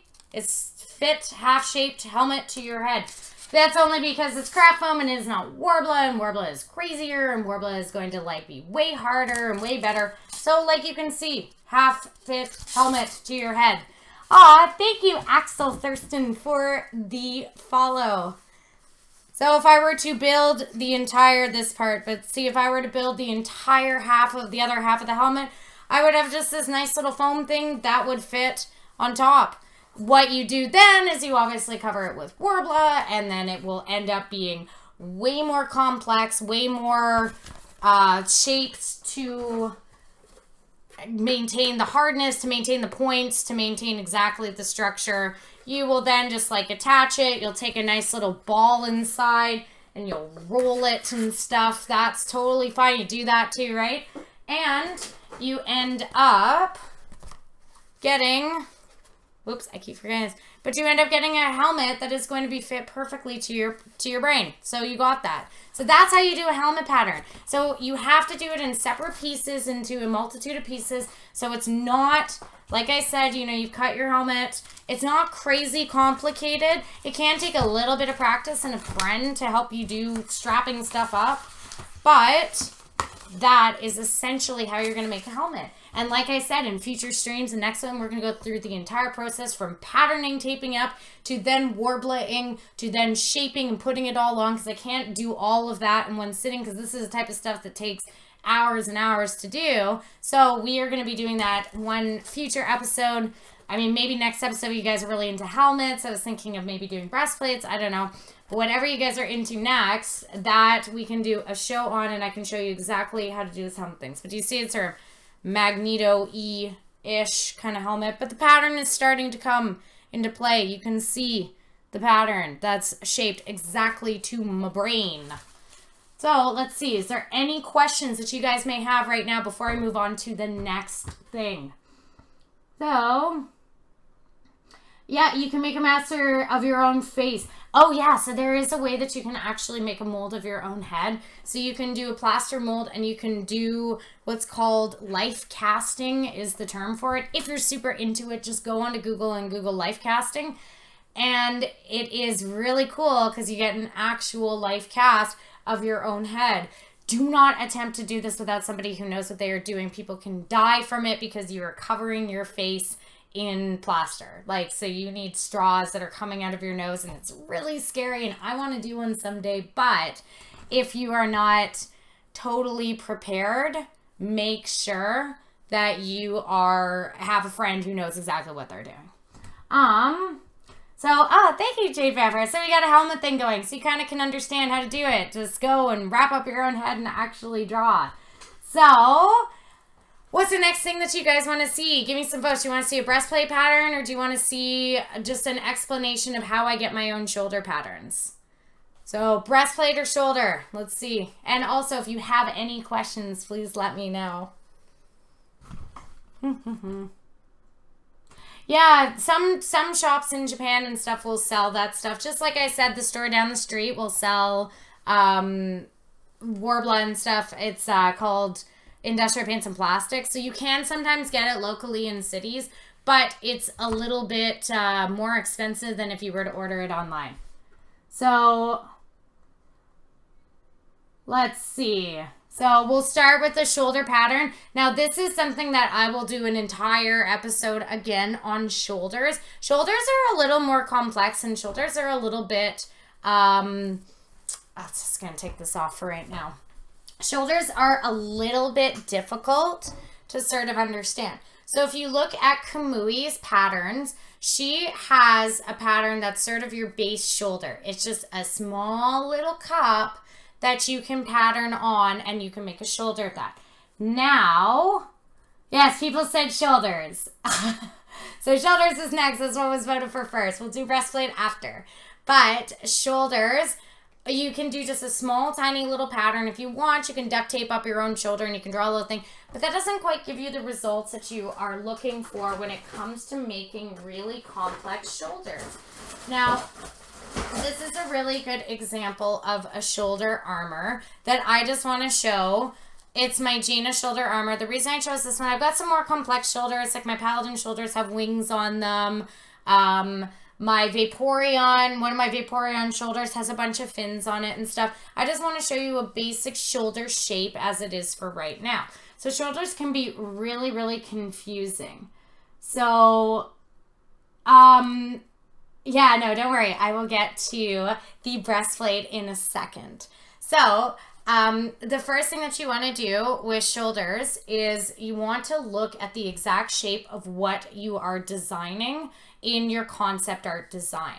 Now, people have done shoulders in many different ways. It is by far the hardest pattern to get right. It is the hardest pattern to sort of get down pat and really understand exactly what you're doing. So the first thing that people have used to make their own shoulder patterns is a styrofoam ball. So this is, well, it's not quite a styrofoam ball. It's a hollow, one-sided styrofoam thing. And you can sort of see how it would go as it is. Yeah, like I said, so it is a totally hard pattern to do. So you can see that a styrofoam ball could be used to make a pattern. You would do a method by just taking tape and putting it on top of this and going on and essentially drawing. Oh, I don't know where my pen went. I'll have to get my other pens out.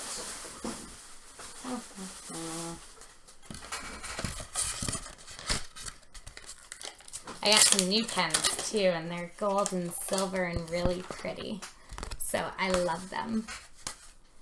Okay, yeah, it's just a hollow half sphere, so you can go on and you can draw your patterns on it onto your tape of what you want it to look. I mean, this is better for doing, I guess, if you're gonna do, you know, more mecha sort of armor or something like that. I don't really know. I've never really used this as much, but I've seen a lot of people do patterning with it.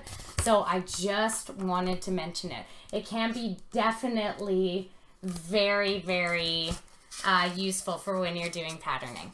But when you want to come up with other sort of patterns, the way that I always do my patterns is I essentially will freehand draw my shoulder patterns. So what this means is I will take my piece of craft foam and I will just essentially sort of judge exactly how big I want my shoulder to be. Now, shoulders, if you can kind of see right there, I always will split my shoulder patterns in two. 90% of my patterns are split into two pieces because it's just easier to combine them. So if I were to take my shoulder pattern, say this is the specific shoulder that I am wanting to draw, then I'll look at my concept art image and I'll kind of get the idea of a basic shape. I'll try to get the idea of a basic size of how big I sort of want my shoulder to be. And I will then freehand a drawing of it. So I'll sort of start at the top, come down, do an edge, and maybe do a flick off the edge there, and come up. Attach at the bottom, because it usually goes like this. And this one just goes straight, and then arcs about like that. You always want to put, because remember, shoulders are rounded and shoulders are spherical, so you're always going to want to put a bump in your shoulder that is going to combine, just like you saw with the helmet that we just did. Remember how there was rounded edges that were here, which is where we started combining them in the first place, like that. these edges had a curve because we drew it on our own head. Once they were combined together with the curve, then they actually started to curve on their own. And that is what the same thing will be when you do your two sides of your shoulder. So you've got your first side of your shoulder just like so. And you do have a bit of an arc in there. You have it come down. Maybe you want it to go a little further up here. And this is sort of the basic shape. Now you can hold it on yourself and sort of check your proportions. Be like, yeah, you know, that seems to fit. Check your proportions on your own head. Is this going to be a good size? Because the problem that a lot of people make when they're designing armor or when they have to freehand armor patterns is that they don't realize with that they're not a night elf. Like, they're not a 7'3" night elf. They don't live in Azeroth, and they don't, the armor that they're basing the game off of is not going to be proportionate if they're designing it to be just crazy and too big. You're going to have this little small head and this little small arms with this massive armor, and it's going to look all over the place. It's going to be very, very unproportionated, and you're just going to not, it's not going to look appropriate. It's like when you do a weapon. You should be doing a weapon like the Soraka staff, for example. Aw, thank you. Oh my God, Namia, thank you so much. That's amazing. It's such an amazing donation. Thank you. So you should see, like the Soraka staff, for example, this is something that was made in proportion to the game, but it wasn't made too large. Like, I realize I'm not the height of Soraka. I realize that when the staff is standing up, it's going to hit me at the place where it's supposed to hit me. That's how it comes with armor design. It's the same thing if you see the witch doctors in Diablo, right? Like, the stuff that's on their face, their big witch doctor helms, are big, but they're not going to be crazy big so that you look completely out of proportion, right? You're going to just want to do something that you know will fit you and fit your body. So like I said, I'm just looking at this.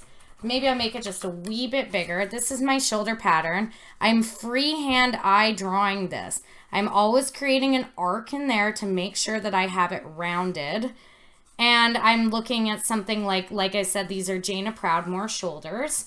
But say you wanted something that was a little more in-depth, like a little crazier, like I said, with things on it. Always start with just a very basic base pattern.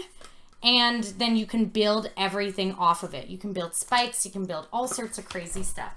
Like with my barbarian legs. So with my barbarian legs, these were many different patterns. Leg patterns were done in the same way that bracer patterns were done. That's how leg patterns are done. But look at all of these spikes and everything that I built off of it. You can do that onto your base patterns of your bracers, of your helms, of your shoulders, of everything. It's all just making more and more patterns. So the next thing that I'm going to do is I'm just going to cut this out. I freehand drew it, and this is the thing. A lot of people have some really big troubles when it comes to doing shoulders. So I'm cutting this out. And make sure you're not cutting through your arc. You need to have the nice bubble that's going to be up in there. And there you go. Whoops. So I'll do this one, Caesar. So there you go. That's sort of a decently proportioned shoulder. It looks pretty similar to the one that I just made. I think it's decently proportioned. There's, as you notice, there's 2 layers, 2 level pieces. All that is just a secondary piece that I have created a pattern for and added onto like that. So you can kind of see that right there. So then what you would want to do is, after you have your pattern done just like this, what you'd want to do is then, I mean, this is obviously not the same pattern. This is a totally different pattern, but I just want to show you that you would then end up bonding them together with Worbla on the outside. Aw, Namir, you're leaving? Aw, it's so sad. I'm so sad that you're leaving. Maybe I'll be on later, and thank you for saying Milady. I love that. It's hilarious. Milady. Have a wonderful night at work. All right. So if you were to then say bond them together with Worbla, you make 2 exact patterns. You would just trace this on the other side. I'm just using tape so you can see at first. You can kind of see initially how there is some rounding going on. You can understand how the rounding pattern is starting when doing your shoulders because you just visually put in the exact arc that was needed to create something that is going to be rounded. Once I do the shoulder video, and I will show you the shoulder video, I will show you exactly how I get rounded stuff, and it has to do with having styrofoam balls, like, or just something like this, right? And you roll it over top of it to get smaller ones, but to get the same arc that's going to be in there. I'll show you different layers. And then the final thing that you should note that's within a shoulder is this thing right here. So this you do not need to make a pattern for. So as you can see, I've got my 2 sides and then my underside for this shoulder. But underneath here, you don't need to make a pattern for this. But what this is this is a nice little piece of Worbla. Aw, night, Namya. Oh, bye. So this is a night. Oh, I can't read. I'm trying to think, is that Russian? But I'm sorry, I don't read Russian. But hello. Hello, boom. So you have this right here, and this is an inside pauldron. So what the inside pauldron is the inside pauldron is just something that, because if this didn't exist, it's got a little bit of Worbla that's connecting. Can you kind of see that to it? And it makes it like a shoulder pad. So it hoists the shoulder up so it doesn't completely sink down. So it looks like so many pauldrons in World of Warcraft or in League of Legends or whatever, they look like they're sort of floating up off of it. So that this has that appearance, this big strapped on armor type appearance. So the way that you make this inside little pauldron as far as your pattern is you do that way later. You just take a little square of Worbla, you heat it up with your heat gun and just place it on your shoulder. Have form to your edge and it's good to go, and it's done. And that's it. Just wait till it cools down, take it off. You got your little cup popped off right there, and then, yep, you'll just attach it in. All of that will go on over in the shoulder thing. Yes, I do make cosplay outfits. I make tons and tons of cosplay outfits. I've got helmets, and I have shoulders, and I have breastplates, and I have all sorts of stuff and big weapons. I have a Hanzo bow sitting here on the wall that I've made, and a trident, and a Diablo 3 barbarian sword. I've got all sorts of stuff, and this is an armor making thing. So, yes, I'm teaching to make costume pieces. So, there you go. That's the basis of shoulders. Now shoulders, again, like I said, it is just essentially a freehanding pattern. And on the shoulder episode of this, we will be going over exactly a shoulder from start to finish, and I'll show you how to add all of the embellishments and everything. So the next thing that I want to show you guys is I'm going to be doing... I know, I'm pretty surprised. There's a lot of viewers, but I'm actually a little scared right now. I gotta say, chat, I'm actually a little scared right now to do a breastplate tutorial. So I don't know if I'm actually going to do it. I'm surprised at the amount of traffic and the amount of some people saying just show your boobs and stuff. So no, I just solo create all of this stuff. I have a lot of creations that I have done, and it's just my hobby and my passion. I've got all my social media links and everything. So you can sort of see. So I don't know, Chad. I don't know. I don't know if I should just, I want to show how to do breastplates, you know? So that would be great. But to do breastplates, I kind of gotta, okay. I'm going to try to do it with my shirt on. So, because I really don't want to incur the wrath of stream. So, I know. Scott, would you maybe want to help me be a mod? Something? message me on Instagram after if that's something you would be maybe able to help me about. So that would be great. Because you're someone who's always here and always helpful with my stuff. So I would love that if you could actually do that for me, Scott. So let me know. Okay, yeah, as this goes, so I'm a little surprised. But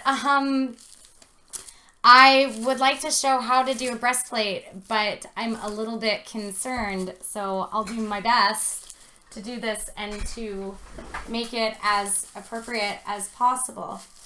So I'm going to try to tighten up my shirt here because you're not supposed to. If you're doing a breastplate, you should not be wearing a shirt. It is just not the type of thing that you want to be doing when you are making a breastplate armor design. So like you can see, I'll show some examples right here. Here is a breastplate armor. You can see that it fits me perfectly around my body right here. So if you go to, I'll show you. Here is my McCree breastplate from my Femme McCree that I did. Once again, it fits me perfectly around my center. Breastplates, especially since it's a point that's on your ribs, it is very, very important for you to make them fit appropriately. Like you can see with my Jaina breastplate, once again, it fits very well along here. And I really want to be able to show exactly how to do this. So I'm going to do, I shouldn't have worn a loose shirt. Here, 1 second, okay? Just 1 second.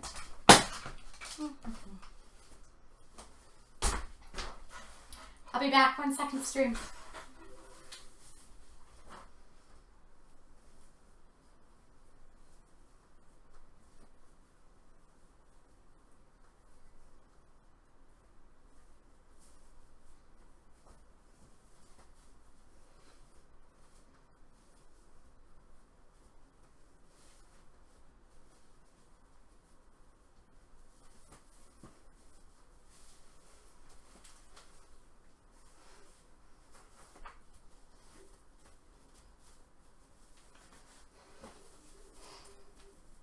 Okay.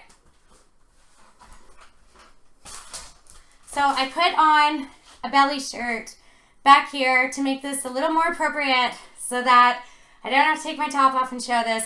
Normally you would do this just in your bra because it's a lot better to mark your lines and everything. But I think the belly shirt works for right now to show this on stream to make sure that we're keeping this available for all audiences. So, hey, please. So, anyway, we're going to be doing this right now. So I'm going to show you this. So the first thing that you're going to do, this is one where you really would need a friend. Like I said, you're going to be saran wrap taping your body up. If I did not have my little belly shirt on, I would show you exactly where it should come to underneath the bra line. This is for all the lady cosplayers out there. It is seriously important to try matching up your bra line with where your breastplate is going to be. Now I'm trying to put it underneath my bust, like so. And we are going to get out all of our masking tape. Here starts doing masking tape. This is one where you really, really need a friend to help you. Doing my best to do this in here. There we go.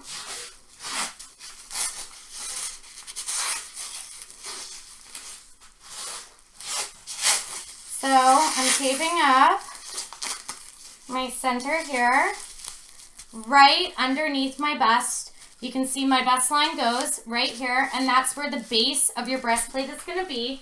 As you can see with all of these breastplates here, the cups are added on top afterwards. You make a pattern of those, and I'll show you this in the breastplate tutorial. You make a pattern of those in a different way. So Just untaping this right here. And just gonna get it just a little bit down the edge here.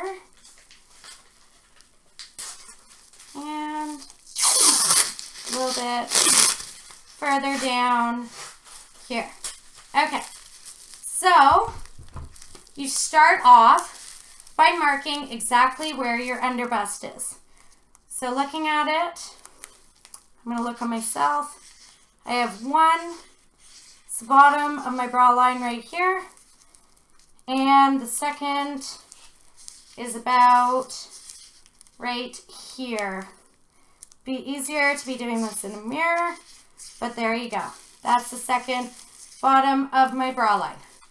Now you're going to want to see where the center goes. Center of your bra line is right here. Again, you're going to take your trusty ruler and you're going to line it up in the center of your body and trace it up to where the center of your breastplate would be. Now, this is the moment where you need to decide what kind of breastplate you want to do.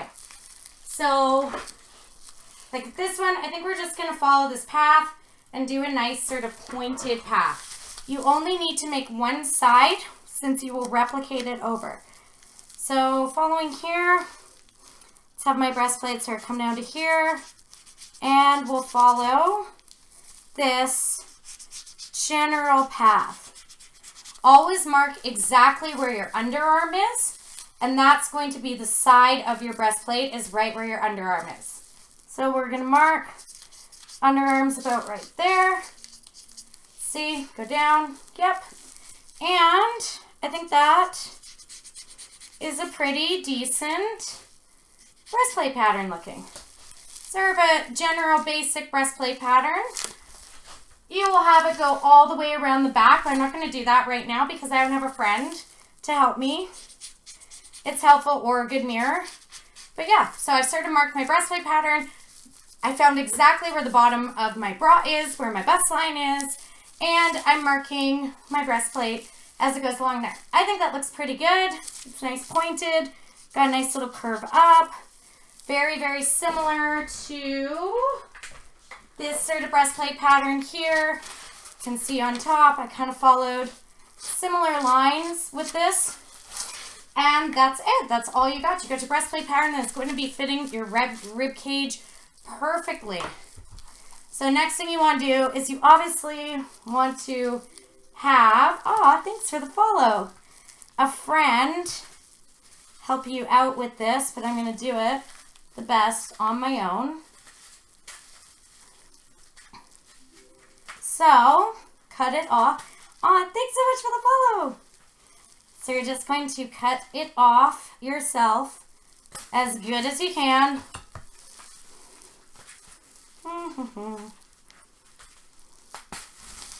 And, whoo, that is hot.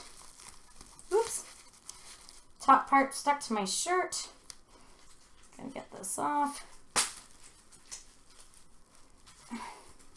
See, this is why you shouldn't be wearing a shirt when you're actually doing this, but I am doing this for chat because of earlier comments.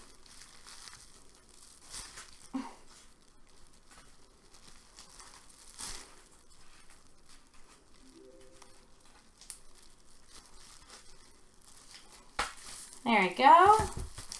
And gently just take your breastplate pattern off. Whew, that was hot. It was very hot. Okay, so I'm going to get my nice little shirt back on. Wow, that was warm. It is very hot in here, and that stuff is really warm. Okay, so we have our basic pattern. We have exactly where, so you can see, our bust line was of our bra right there, because that was just telling you where your bra cups would be. And we got our basic pattern that we would like. So let's cut this out. It's Just like that. Oh, thank you so much for the follow. I appreciate that. As I am standing here wrapping myself up in saran wrap. I feel bad. I missed chat just a little bit because I was all wrapped up. So, oh, thank you for saying that I'm lovely. And yes, so I knew patterns. Tonight I'm just showing you guys exactly how to make all of the new patterns, which is what you do. I've got a whole box of patterns that I use regularly, but this is just to show you exactly how to make new patterns. So, whew, that was warm. I was surprised by the volume of people that came and joined, or else I would have done something just for my couple viewers. It would have been maybe a little more not appropriate for chat. But this is how you do it. This is how you do cosplay, right? So we got our pattern starting. And then you want to cut out right where your under bust is going to be. And you have made yourself one side of, so you can see one side of your breastplate pattern, right? So I mean, it's just that easy. Now you got one side of your breastplate pattern. Let's get the rest of the stuff out of here. Oh, wrapping up was this intense. You feel like a mummy, which is why it's always good to have friends, right? Who can be around to help you in everything. So you've got your one side of your breastplate pattern. Once again, we are going to take this and, oh, this shirt is super hot.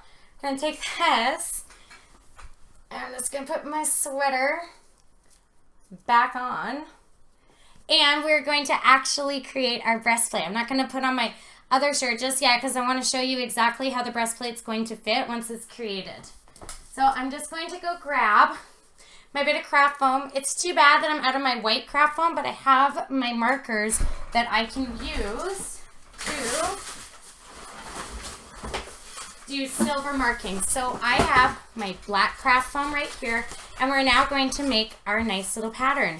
Normally you would have done your breastplate all the way around. You would have done it all the way around your body, but because I didn't have a friend here to help me with doing the entire circumference in the back, I had to just do this front part, but I will show you exactly what this will look like. So we're doing our pattern, we're tracing it out. And remember, we just made this breastplate pattern. You don't always need to go buy patterns online or be all confused about how you do your breastplate, or even you can put it on your dress form, like I said, but you can also just do it on yourself so easily. Oh, you gotta go. Quick tips on making mobility when making a chest piece that goes down below the belt line. So my tips on making mobility with a chest piece that will go down further is make it in multiple pieces and make sure that the pieces are just attached by something like D-rings and leather straps, but that they still have the ability to move on one another. Here's something that I can show you right now. This is an example of my Snow White leg armor that I have done, and there was this upper piece, which is my upper thigh armor.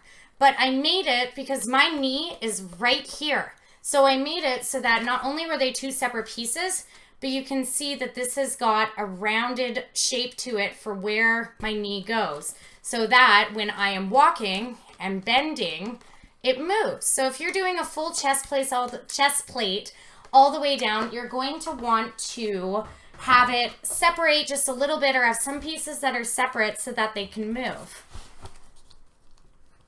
Yes, I'm showing how to make pattern pieces. So hey, to make me, I'm just showing how to do pattern pieces. This is sort of an instructional video series about how to do cosplay, and right now this is making your own pattern pieces so you can start making your full armors.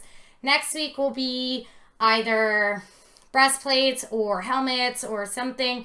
Then I'll probably do helmets. I don't know, I haven't quite decided yet. And then there'll be weapons, and we're going to do all sorts of different sort of weapon design. So things like, I can't even grab it right now. But like I showed my Soraka staff that I have, right? We're going to learn how to do carving foam. I've got my Hanzo bow on the wall. Got my swords and all sorts of that stuff. So Yeah. Oh, thank you, SS Twitch. Yes, those are all my breastplates in the back. That's my Sailor Jupiter, my Battle Armor Vaporeon. Like I said, I got those, and I have, you know, swords I'm going to teach how to make. This is my Barbarian sword from Diablo. So I love this sword. It's amazing. I'm going to teach how to do all sorts of weapons and everything. But to get there, you're going to have to learn the steps first, and that's why pattern drafting is so important. So the last step that I will show is,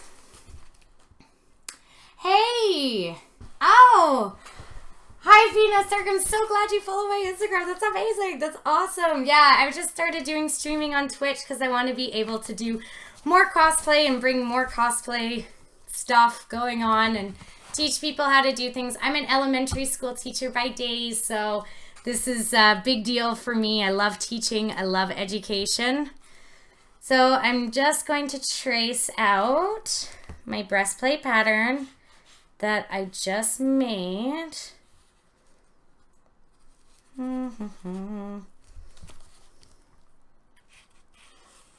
Onto my piece of black Worbla.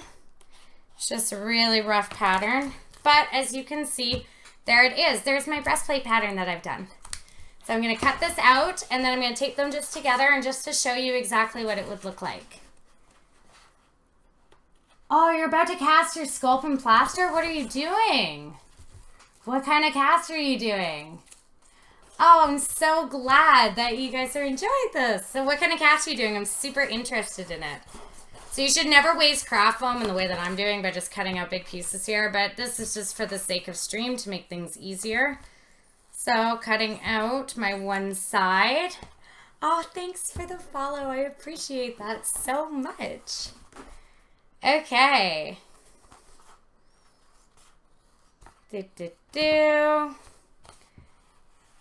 And cutting that out. Remember, that is where we determined that our bust area, our bust line would be.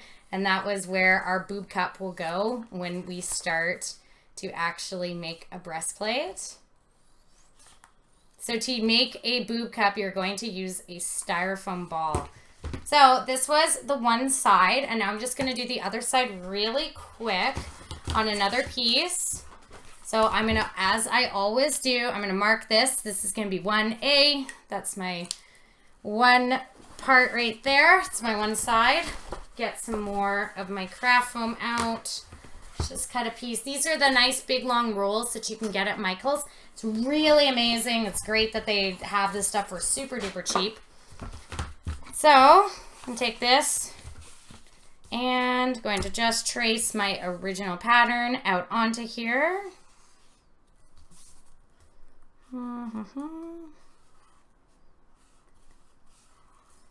Just like so.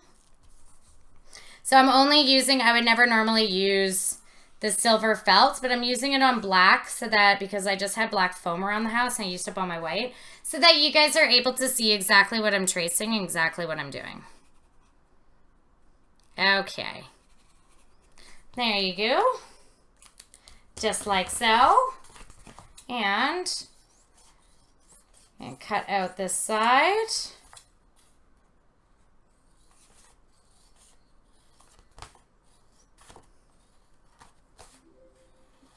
Aw, thanks so much for the follow. I appreciate that so much. So I just got quiet for a second. I'm just thinking and cutting and doing all that good stuff just like that. Alrighty. So now let's get rid of all of this. Just throwing it on the floor. Just put it in a garbage bag. Yes. So Worbla sticks to itself and foam does not. So that's why Worbla, oh, and I'm going to label this one 1B. So Worbla is a great thermoplastic in that it's a great material in that it sticks to itself, so you don't have to use any sort of extra glues or any sort of extra things, but you do need to make a craft foam base. Last episode that I did, I talked about the sandwich method. Oh, yeah, that was actually me. I did an Oxuna Moon, and it was super fun. It was my first time doing body painting, and I got really into the body painting, and it was really good, and I liked it. And I think I'm gonna do some more body paints in the future. I just wanted to experiment with another art form, and a Oxuna Moon is one of my absolute favorite characters from a movie. And she is, I love The Mummy. I've been obsessed with The Mummy. I had the biggest crush on Brendan Fraser back in the day when The Mummy came out. And it is definitely one of those costumes that I just thought would be cool. I always wanted to do it. So I'm really glad that you saw that and that you liked that. So I'm just taping these together. You're going to be using Worbla to attach them. I'm just taping them together just so I can see exactly how they would look. Like you guys have seen from my last episode, Worbla is a thermoplastic material. This is Worbla. This is what covers all my stuff. This is what all of my swords and all of my armor and everything is made of. It is great. It provides a nice hard structure so that your cosplays won't fall apart or anything like that, just like foam. So, aw, Druilla's leaving. You gotta go to sleep. Good night. So yeah, that was me. I don't know. I just decided to take a little chance and do something like that. Something a little crazy. So we're just learning how to do, Tino, you've missed so much. So please watch it over again. We just learned how to do pattern drafting for all of like the basic parts of your body. So your bracers, your legs would be just the same as doing the bracer technique. We did a helmet. We actually taped my head up so that you can see how to do helmet patterns. I taped my whole chest up so that you can see how to do breastplate patterns. And that's the final thing I'm starting. So as you can see, that would be the base of your breastplate pattern. So we just made that. We just made that right now by taping it up. Didn't need a fancy book. We didn't need a dress form to do it. You can just do it on yourself and in just a second. So I'll show you right now. So you can kind of see that. Just pull my shirt up just a little bit. That there would be the start of my breastplate.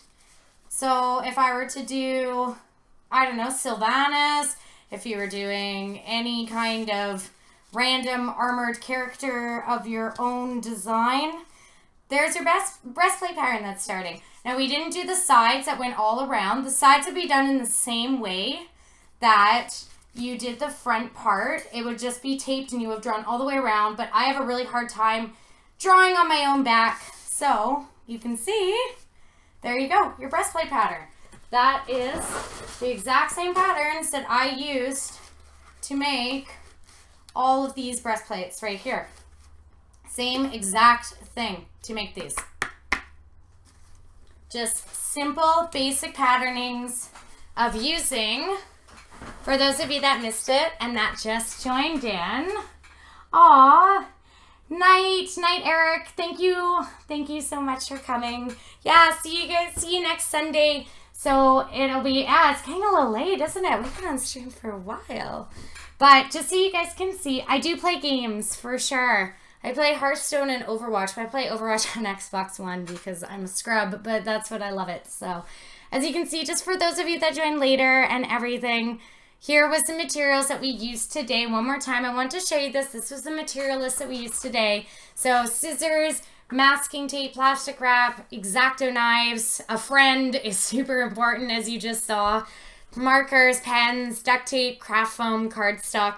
All of it is super duper cheap and easy. You can get it at your local hardware store. You can get it at just a dollar store or anything. And that's everything that I used today to make a bunch of patterns. So if we were to look at what we had done today, we have already made, if I had actually continued this on, we have already made the start of a helmet pattern. We've made the start of a breastplate pattern. We've done the start of a shoulder pattern. We've made the start of a, where did it go? We've done the start of a bracer pattern. I mean, look at how many patterns that we've already created today. I mean, that's what you have to do. The very first part of all armor that you're making is going to be pattern drafting. So it's just, like I said, my entirety of every single costume that I've ever made or anything is all just pattern drafting at first. So all of these things in here, this right here, this pattern looks kind of odd, whatever. That's actually one side, you can kind of see, of a hip armor pattern. That is a hip armor. All of that was just drafted. It was just drafted on my own body. I used my dress form right here to be a little helpful, just to judge it out and stuff. But all of it you can do just so easily. I was able to make almost, you know, a ton of patterns for a whole armor set just in a, you know, almost 3-hour stream. That's it. Like 3 hours, you're done. You got your patterns that you're going to be using for all of your armors. So I will go off again. I will talk again in the future about breastplates up, but this is your, oops, ugly side.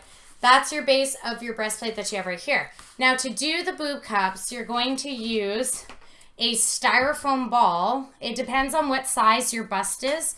So I would recommend, if you're going to be tuning in next week or whatever, I would recommend just checking out Michael's or anything like that for a styrofoam ball. So they come in 4-inch, 5-inch, 6-inch, 8-inch, 10-inch styrofoam balls. I am a 6-inch styrofoam ball. So depending on what your cup size is or how big your chest is, it can be totally varied. Some of my friends are 8 inches, some are even 10 inches, some are 4 inches. It totally depends on what your cup size is, but just sort of get a styrofoam ball that you can kind of judge as to how big it is. You're going to just double layer Worbla, put it over top, and that's how you're going to make your boob cups. But I will show you all of those steps and everything when we start working with all of the thermoplastics and we start working with the Worbla and start building stuff next week. So I would love to know. I'd like to just take this time before I end up sort of signing off to take some questions. If any of you guys have any questions, it would be great to know. I would love to be able to, I just kind of want to know what you guys want to see actually built next. Because I'm going to try to build a whole armor piece and everything from start to finish with how-tos and step-by-steps per stream. So we're going to go through this nice process together. So I would love to know if you guys have any questions. And, oh, Stoofers. Yes, your Rhine is absolutely amazing. So if you're the Rhine that I'm thinking of, absolutely. That's incredible. So yeah, I am totally, Eric, excited for your tour of urine. That is going to be so sick. I am very, very excited for it. So guys, any questions, comments about any of the stuff that I talked about in here? I'm glad that you guys are liking it. Oh, thank you, Modern. I appreciate that so much. That's amazing. Thank you. It's all going towards craft materials and building stuff together. Thank you so much. Oh, you're amazing. When did I start with this passion of doing cosplay stuff? I started about 4 years ago now, 3-4 years ago, and I had gone to what happened here?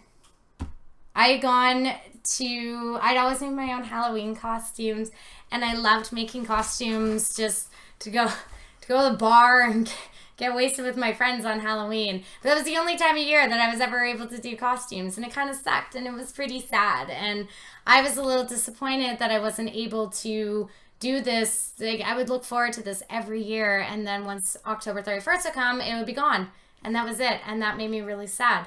So I found out that there was something called cosplay, and that people made costumes and they went to conventions, and I found that super duper cool. And I just decided to make a Lady Loki. Just was like, whatever. I filled these horns, like, completely made with clay. Oh, I used the most toxic glue to, like, glue leather scales on it. It was nuts. It was ridiculous. So I just decided to go, and I didn't know what to expect, and I fell in love with it. And then I just kept going. I just kept doing it.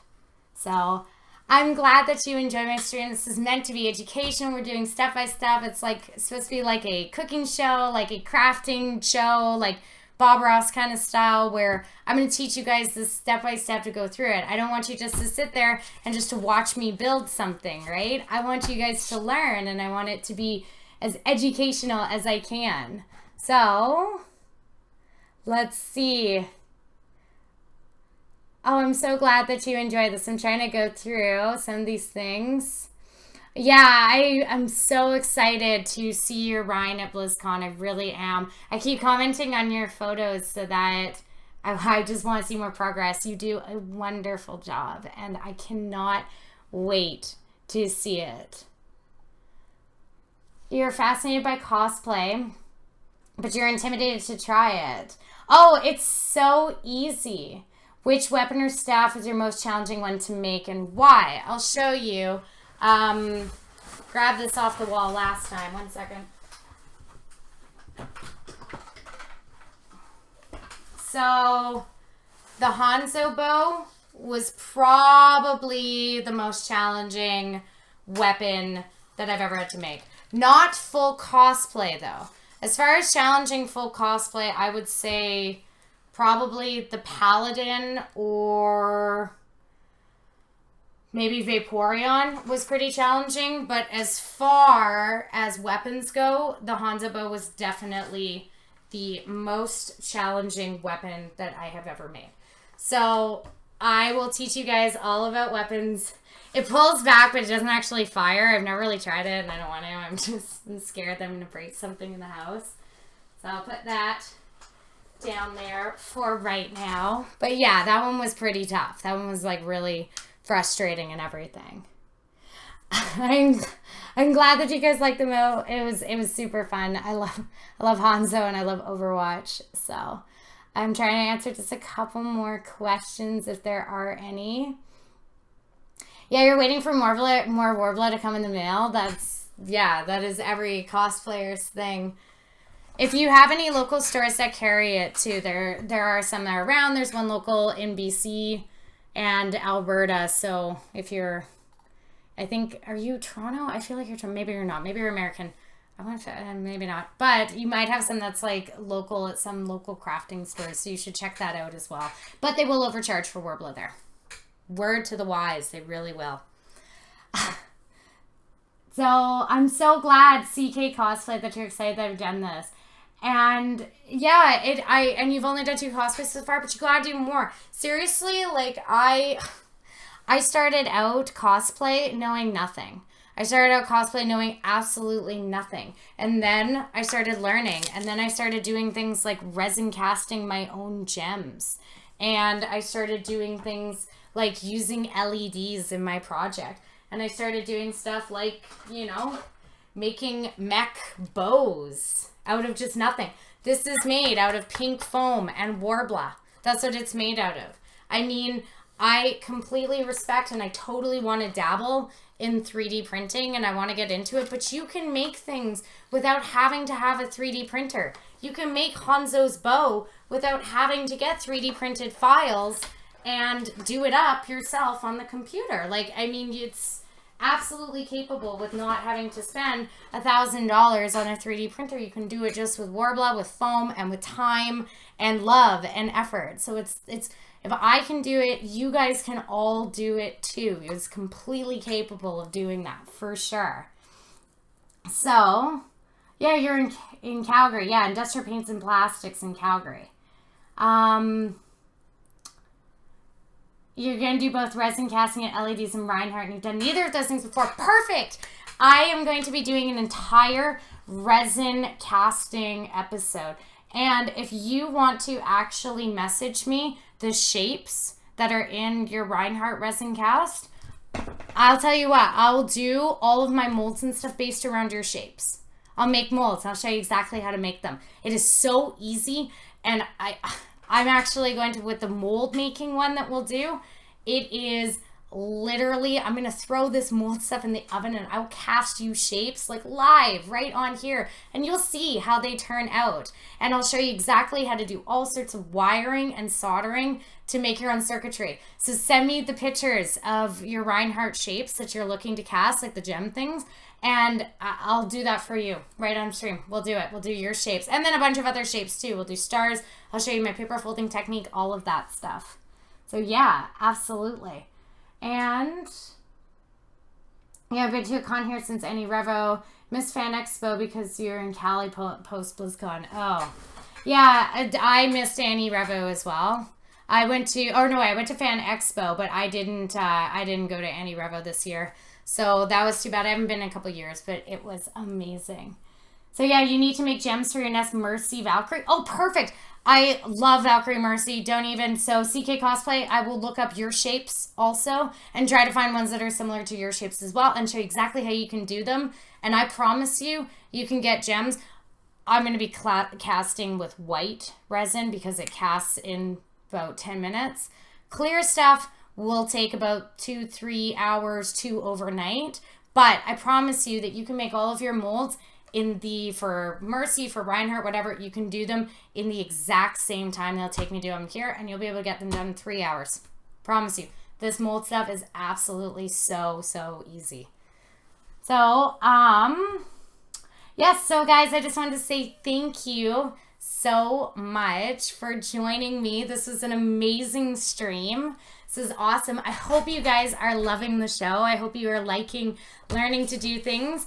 This is all pattern drafting. So now you got your tools. You know how to do the sandwich method and what your materials are going to do. You know how to make a helmet pattern, breastplate pattern, bracer pattern, shoulder pattern. We will go over weapon patterns and all that stuff in the future. Next time and next episode, we're going to start building. So we're going to start putting our Worbla together. I'm going to teach you guys how to get it as smooth as possible. I'm going to teach you guys how to do all sorts of detailed lines, how I do my details, how to do overlay of pieces on top, and how to create multiple thicker layers within your armor and make pieces for sort of kind of hard places like something like a kneecap or whatever. I'm going to show all of that. So we're actually going to start building next episode, and it'll be super duper fun and super awesome to really get this going and to really get this started. Oh, thank you guys so much for the follow. Aw, I'm glad that you guys think I get this. This is like literally only my second time doing a creative stream. So I'm super new and I'm doing my best. And Scott was right earlier. I will need to get some moderate people, but I would love it if some of you guys could volunteer for the job. That would be great. I would love that. So I'm so glad, Daxitros, that you stopped by tonight. That was amazing. I really appreciate it. Yeah, so check out my other video after the stream. That goes over the entirety of what Worbla is, what thermoplastic is, all of that stuff, how to understand the materials that you're working with to get something like this. It goes over how to, I mean, like even something like this my Hanzo arrow, I can't even fit all of it in frame. That is Worbla and just a rod. It goes over all of the materials I use, including the tools, things like scissors, things like rulers, things like my paint scrapers and everything, which are just super key. It goes over the sandwich method that so many cosplayers talk about. The sandwich method is where you put two pieces of Worbla together with the craft foam center and you sandwich it in. It's how you get nice clean edges. It's how everything looks so crisp and clean. Like here, these just nice perfect edges. It goes over that and it shows all the different types of thermoplastics that I will be working with and showing you. Stuff like Friendly Plastic, which is a great modeling clay. It's a thermoplastic modeling clay that you can use to make spikes and to make horns and to make all of that stuff. It is absolutely amazing. Goes over that. Goes over the difference between black Worbla and brown Worbla. And then if you've just tuned in or you've missed this video, then you can check out this video as well, which it goes over all of the different types of pattern drafting so that you can have all of your patterns ready for next week's episode so that we can just start putting everything together. Got your helmet pattern, you can do breastplate pattern, you can do a bracer pattern, just all of that stuff so you can have a clear set idea of how we're going to start throwing it all together and making ourselves a nice, big, crazy armor. So if you guys have any questions or any sort of comments or anything, just go to any of my social media pages. So my Instagram, my Facebook, or my Twitter. I don't really use Twitter much. I'm very bad at it. And I think I've made a total of 12 tweets. So I need to kind of get more into Twitter. But go to any of these social media links. If you have any questions or any comments or saying you're having trouble with a cosplay, or you want something that, or you want to hear about something and there's something that you want me to discuss on next episode, I will absolutely discuss it and bring it up at the beginning of the next episode, which will be next Sunday on same bat time, same bat channel. So just go to any of these things, send me pictures of your progress if you want. I'd love to do a sharing thing as well. Like if you just made some really crazy armor, I'd love to show you guys, or some really crazy cosplay, I'd love to show you guys. Look at, this is one of these like amazing things that were sent in to me, and this is how they did this. So yeah, go to any of those things, questions, comments, anything, just boop, all right there. So, oh, thank you, Daxatrus. If you want to just help protect me and be part of the Andy Cosplay League of crime fighting cosplayers, whatever, just message me on my page, because I really could use some moderators. I have never done this before, and I kind of assumed that I was only going to be streaming to like 10 people, and then there was more than that, and then there was things going on. So I would love some people who I know and I trust to just kind of be on here and be part of the team. So that would be super great. Aw, Wizzo, hello. It's nice to see you. So yeah, stream will be ending. I also really want to toss this over to somebody else who is streaming on Twitch right now. I don't know how to do a raid, though. Can you guys help me? I don't know how to do a raid, or how to do a follow, tossing stuff over to people. How do I do raid? How do I do this? So, Eric, Stoof, and Dax, that's perfect. Yeah, you guys are all, I know all of you, and you guys are all amazing. You would be perfect with this stuff, so that would be really, really great if you could do that help. So, how do I do this? So, host, so just link their stream, and we raid them. Okay, so now I'm gonna go to the community page right now. Like, I've got my Twitch open. I'm gonna go to the community page right now, and I'm gonna see if I can send somebody over for the raid, because I think this is a good time to end the show. I've covered what I need to do with pattern drafting, and next week will be a bit of a longer episode, so you'll be in for the haul, because we're going to be doing building. I'm estimating it's probably going to be about a 4-hour episode or something next week, so going to be longer. Tune in, see what you think. I think it should be pretty good. So yeah, do Andy raid. Andy raid. Nice. I like that, Stoofers. That's very good. Okay, so I'm going to do their name. Okay, let me do this. Okay, I'm going to try to do this. Okay, how do I do this? Twitch.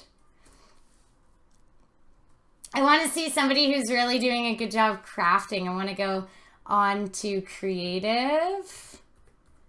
And I've never done this before, so I went to look up stuff. Let's see who is doing amazing things on creative right now. There's food, Worbla stuff. Let's see.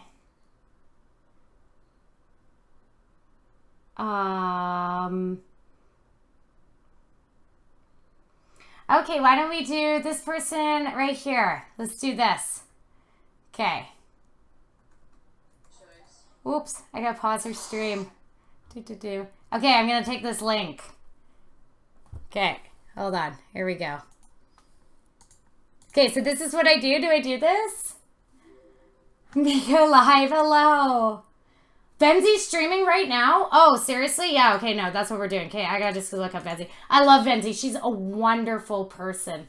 Benzi is like absolutely just so incredible. Yeah, we're going to Benzi. We're going to Benzi right now. Copy. No, it's not. It's just for... Going back onto my own Twitch. Okay.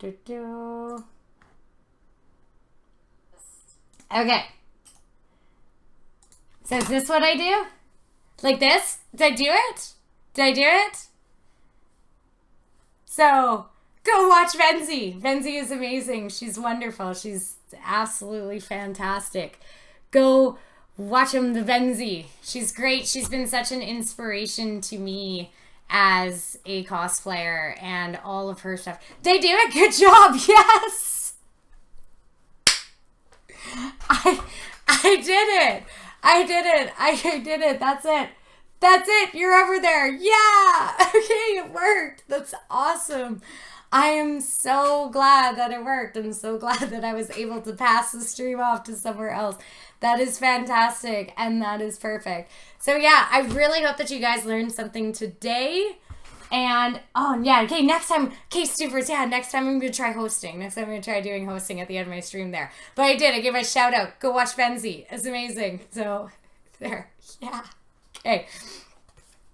Anyway, I do hope you guys learned so much from this stream. I hope you learned from my pattern drafting and everything. Next week, we're going to be doing something even wilder and crazy. I'm so glad that, yay, she's loving it. Oh my God. That Andy raid. I'm so happy that she's loving it. That's great. Oh, love it. Okay. So yes, you give Benzie big kisses from me and tell her that I love her and that she's amazing. And go check out the rest of her stuff that she's doing right now. And, oh, hi, Patu. Oh, you didn't learn anything, but you have fun. I'm sorry you didn't learn anything, but I'm glad you had fun. That is what's important. So hopefully some of you learned something about creating your own patterns to be using in your ArmorWorks. And then next week, like I said, we're going to start doing our building and our creating, and it's going to get super awesome. But if you just enjoyed everything and you had a good time and you had some fun, looking at some fun stuff and watching me wrap my head up and wrap my whole body up in craziness, then yeah. So thank you again, and go give Venzie, I'm glad that she loved it. Go give Venzie some love from me. And I will see you guys all next Sunday. Like I said, send questions, send anything right there. I will see you guys next Sunday. You are amazing. If I can do it, you guys can all do it too. I want you to have a wonderful rest of your week. And okay, night loves.